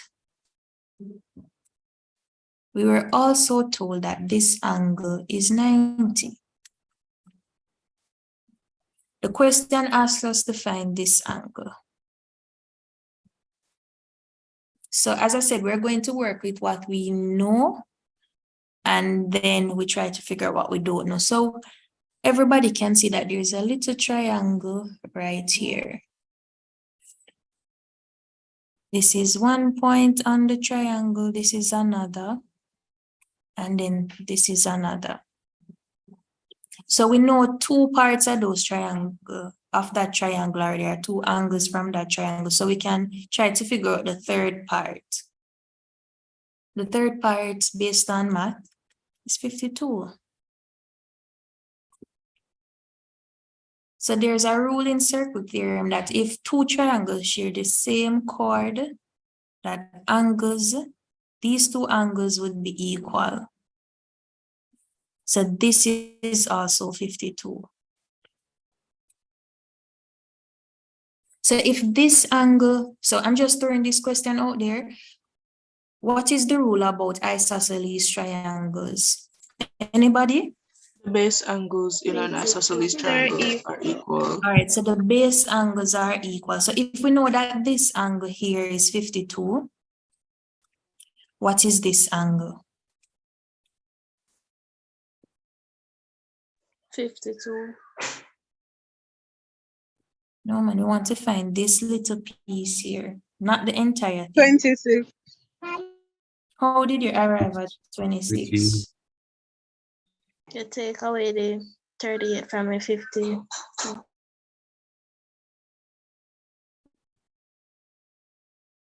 I wasn't hearing you just now, sorry. Miss, I was saying, Can you go again? Miss, I was going to say, you're going to take away the 38 from the 38 from the 52. Yes, but you would not get 20 something.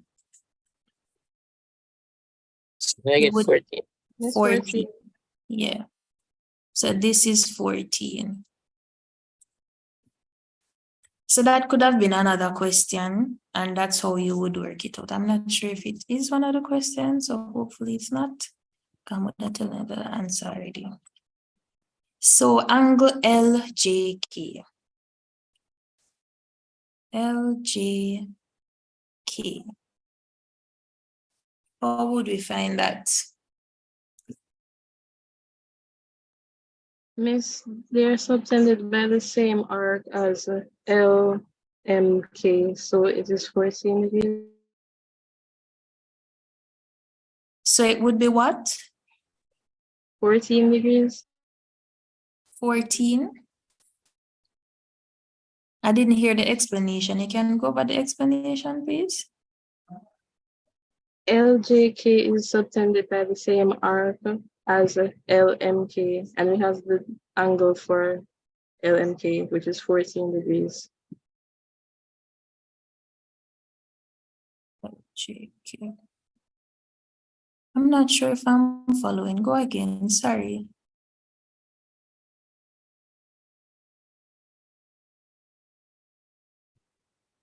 Miss, can you repeat the angle we're finding? We're trying to find, let me use a different color, probably that would help.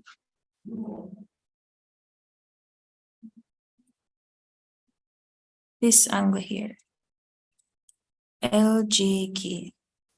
Not sure if you're seeing this color, this little part here. Yes, Miss, that angle is subtended by the same arc as LMK. LMK is the angle beside the 38 degrees, which is 14 degrees. So LJK would be 14.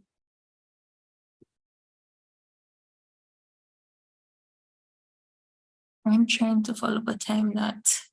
Sorry. So you're basically saying because we have this here, right? Yes, Miss. This is totally different from what's happening on this side, you know. You see that? Miss. No, miss. You Miss. see the points L Oh, and yeah, K, I they see that. form Yeah, M, that's how and she's L and talking. K also form J. That's what she's saying. All right, go again. Let me follow you with the letters. Go again. L and K. L and K K. form M up there. LKM, that. L and K form M. And L and K also form the J. And L and K also form the J. So she's saying both of them are equal. Oh, but did they give us that chord?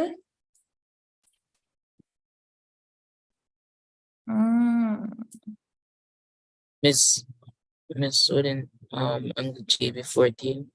Angles in am I wrong? Would it be 14? Because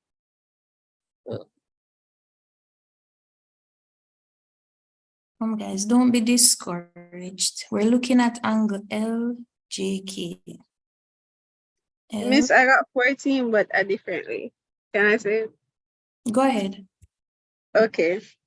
So since the base of the isosceles triangle, they're both angles are equal. So I added 52 and 52, and then I subtracted it by 180. And then I got 76.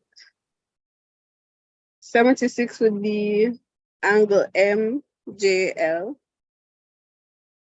And since we already know that MJK is 90 degrees, we would subtract 90 and 76, and we'd get 14. So you're saying the base, I'm going to show you probably where you went wrong here. So you're saying the base of the isosceles, which is this, 52, right? And we're trying to find this part here. Correct? Where's your mouse, Miss? So we're trying to find here, because here is 52. We're working with the isosceles triangle. Here is 52, here is 52. And the third part here is what you're working out, right?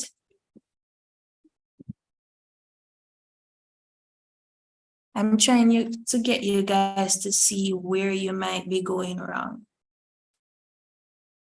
So you said you found out that we agreed that here is 90.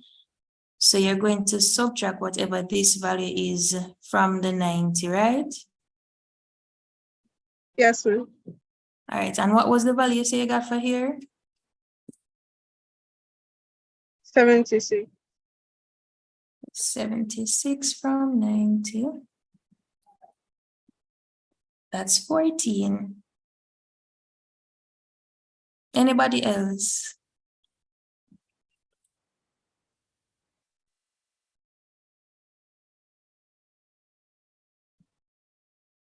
Anybody else would like to approach the question? Guys, I want to hear more of your reasoning on questions like these so I can correct if I should, where you might be going wrong.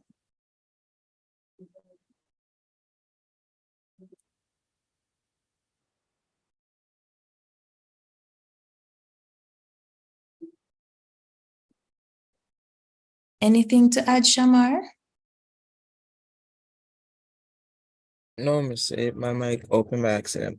But I was saying I agreed with the first person because there I would say 14 as it would run from the segment of LK. So I would say 14 as well, right there. And guess what? You guys are correct. Guys, remember I told you, don't be discouraged because sometimes you might think that your answer is wrong and it's not. So stop doubting yourselves, all right? Everyone who said 14, you were correct. And both explanations that were given.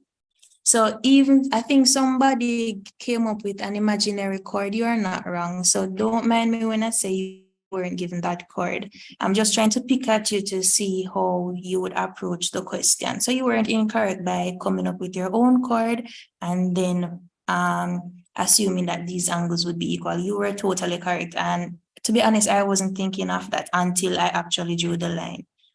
So you guys were all correct for saying 14 was the angle for LJK. All right. Sorry for pulling your legs. Oh yeah, any questions? Anybody have any questions? Anybody still unsure why we would have arrived at 14 to be our answer?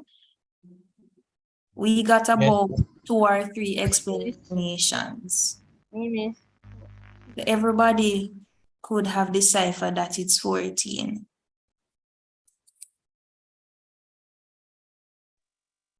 All right, that's good. Next question now says angle JHM. JHM.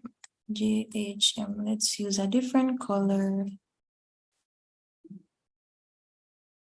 Oh, that's this angle here.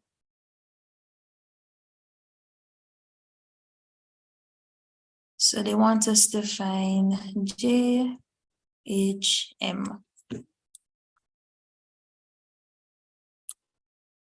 Guys, how would you find JHM? Miss, angles in a quadrilateral are supplementary. So 52 take away 180 will give you the answer for H. So angles in a quadrilateral are supplementary. So when you subtract, what did you get? 128. 128.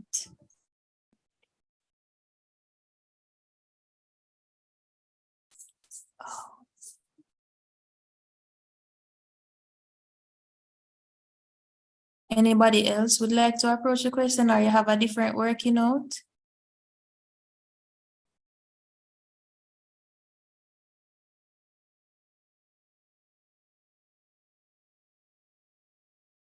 I'm guessing no, and you are correct. You are correct. Any questions on that? As I said, we'd love to try and answer another question, so we don't want to spend too much time here. I guess everybody understands how we arrive at 128.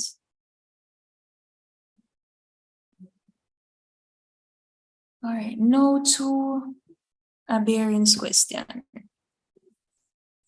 So from a port L, R is 250 kilometers on a bearing of 65 degrees. So let's label this 65. Ship T is 180 kilometers from L. So that's this line here on a bearings of 148. So let's use a different color. This is 148. So the information is illustrated below. And first, they want us to complete the diagrams by inserting the angle RLT, which you would have done just now. Well, not completely. So RLT would be equal to what? RLT, that's this point here. Let me use a block. This point. How would you find RLT? We subtract the 0.65 from the 149. So you would subtract 65 from 148. And that would be your answer. Next question says calculate RT. So we have these two sides and an angle between, and they want us to find this side. Which rule or which formula do you know that can assist you with finding that answer? Sine rule, the cosine rule. Cosine. Why the cosine rule? What does the cosine rule Because you're state? given two sides and the angle. So you're given two sides and the angle between. And that is correct.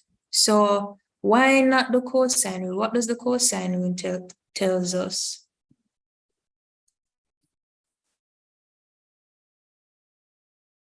Anybody?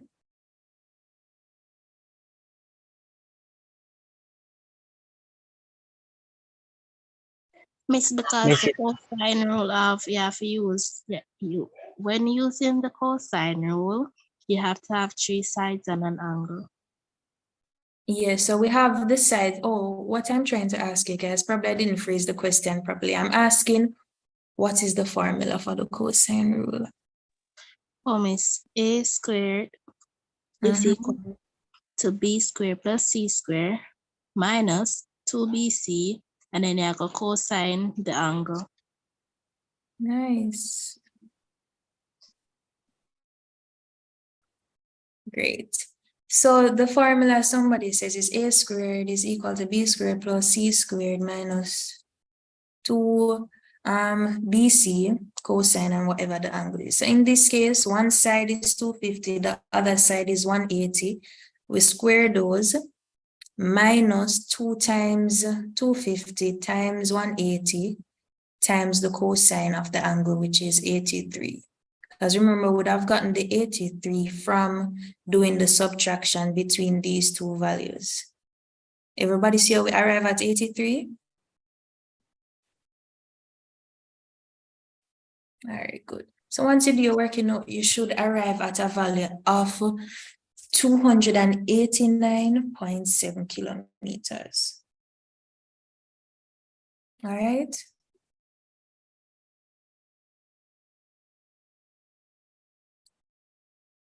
Okay.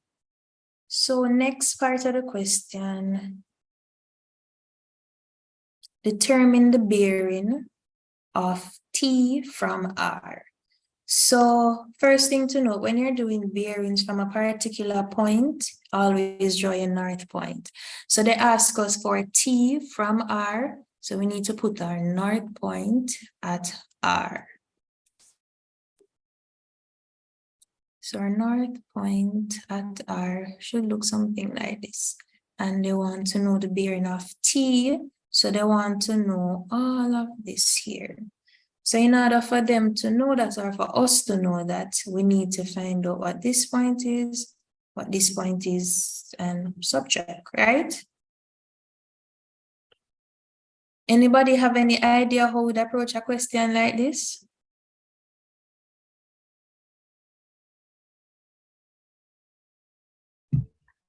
Well, L and M are co-interior angles, so you could find that angle by subtracting 65 from 180. Yeah. So subtracting, that's correct. 65 from 180, what did you get? Hold on, I've not done that yet. 115 is correct. What would be the next step?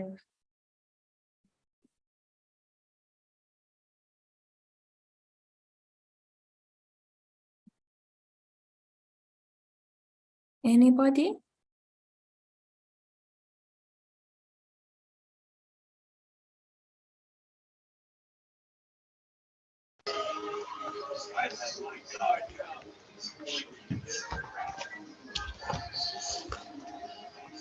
You want to give us an answer, Giovanni? no, Miss. Miss, Go ahead, Hayden. could we use the Z angle thing and call angle R 65 and then add, what was it again? Well, we got when we subtract 65 from 180. 150. You got 150. So we could add that to 65 and subtract it from 360. Why 360? Well, that would be the entire thing. So angles in a circle or a complete rotation is 360 degrees. All right, so can somebody work that out and tell me what you're getting? So far we've deciphered one value completely, and that would be the angle. What letter would that be now? can we say NRL?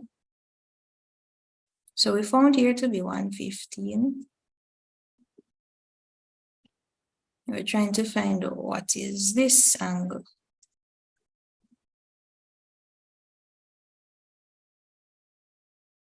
Miss, are you writing on the paper, Miss, because you're not seeing it? Oh, you're seeing it now? Yes, Miss. So we found that here is 115. And we need to find this little part here. Is there any other rule that you might know that you can use to figure that out or anything like that?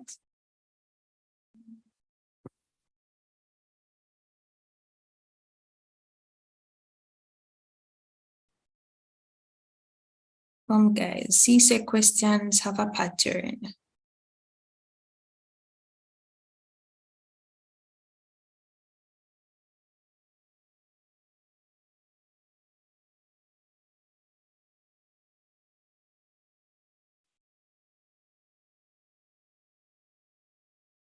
Anybody?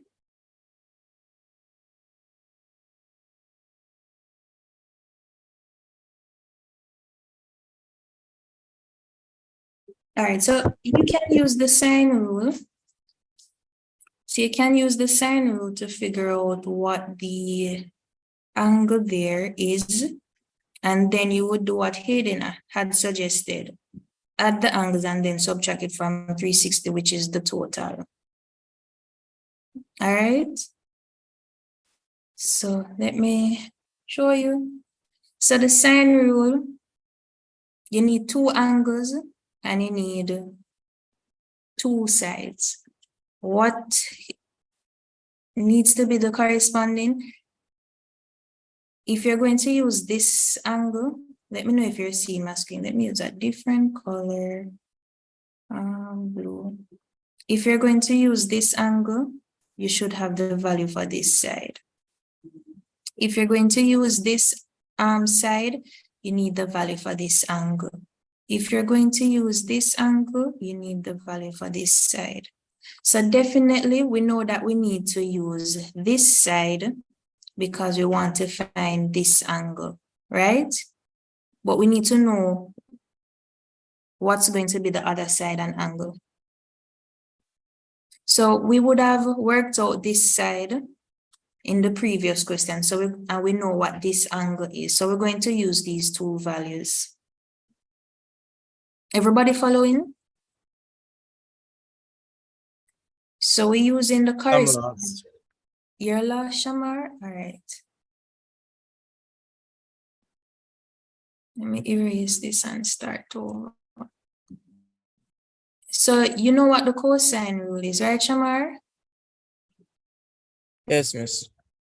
All right, so in the cosine rule, they ask you to use a corresponding side with a corresponding angle and vice versa. So in this case, we know that this angle here is 83. 83. And we found out that this side here, I think what we got for the answer, I think it was 180 and something. So we know this angle, this side, and we know all three sides. But we just don't know two angles.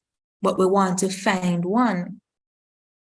So now we need to come up with the formula. The formula says sine theta over the angle is equal to sine theta over the other side, sorry.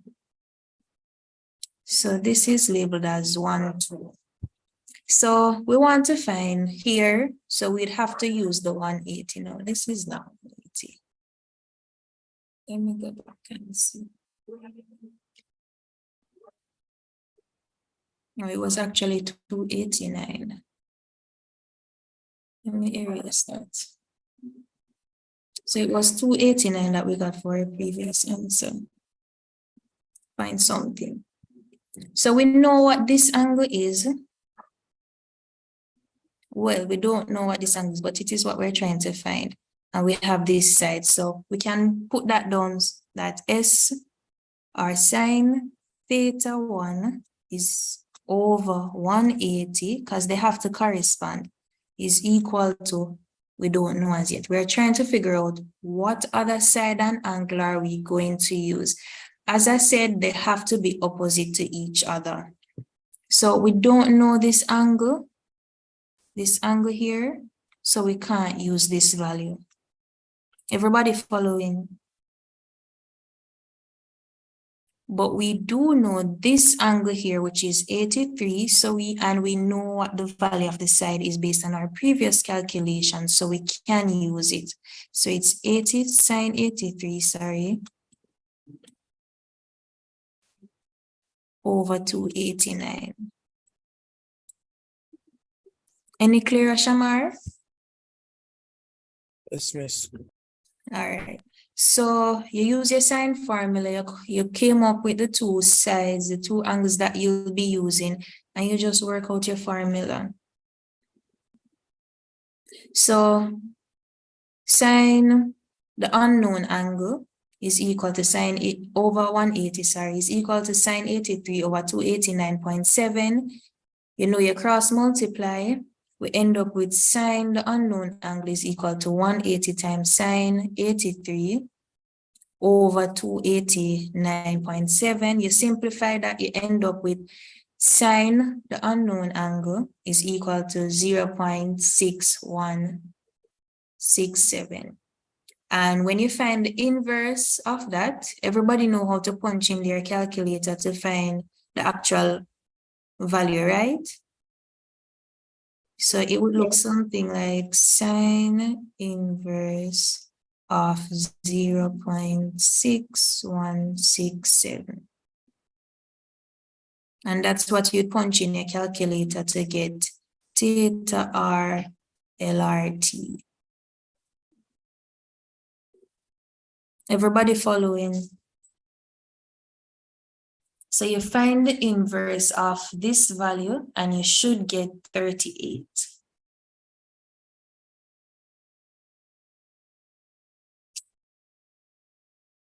Everybody okay with that? And then now it would be 360, as Hayden had said before, minus 115 minus 38, and that would give us a bearing of 207. So the bearing here is 207. Any questions?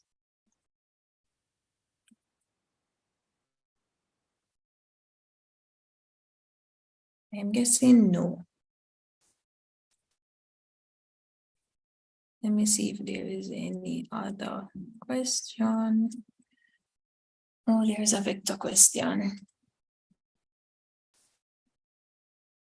As I said, guys, I'm gonna end it here. It's 3:30. So if you have questions, send me a message on WhatsApp or send me an email. I always check my email. So if I don't respond like within an hour or two or so, just send me a WhatsApp message. Everybody's okay?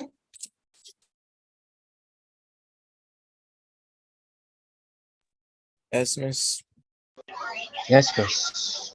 All right, great. So that's the end of the session for today.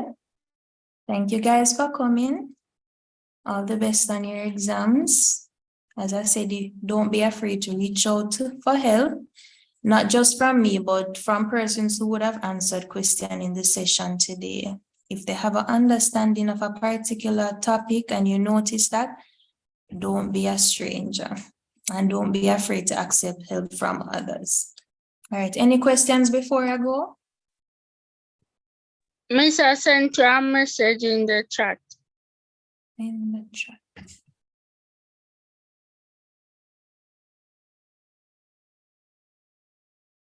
I'm not, can you tell me your name, please? Cleisha Ferron. Cleisha. All right, I see your message. Anybody else?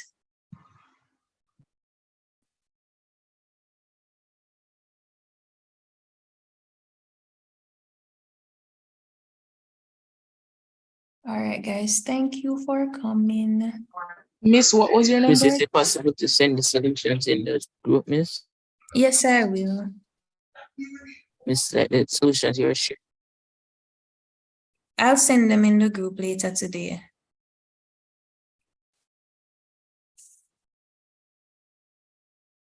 Okay, Miss, thank you. No problem. Any other questions?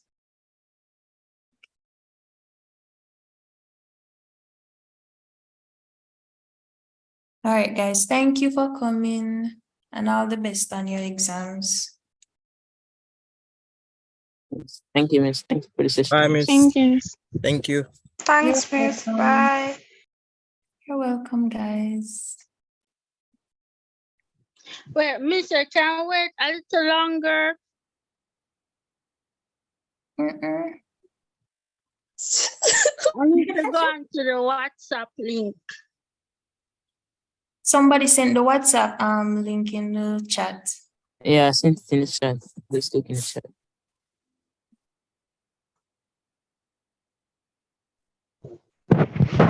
If I'm able to host another session next weekend, guys, I'll send a message in the group. I'm not promising, but I'll see what I can do. Please do, Miss. And come with your questions, because it's kind of hard when we have to go through a paper. So if you have like areas that you want to work on, come with those questions specifically. Miss. Mm-hmm. Miss, I have a question that is totally not relating to mathematics. Who is that? Samar? Yes, Miss. All right. You can wait a little bit until they stop streaming and then you can ask. Okay.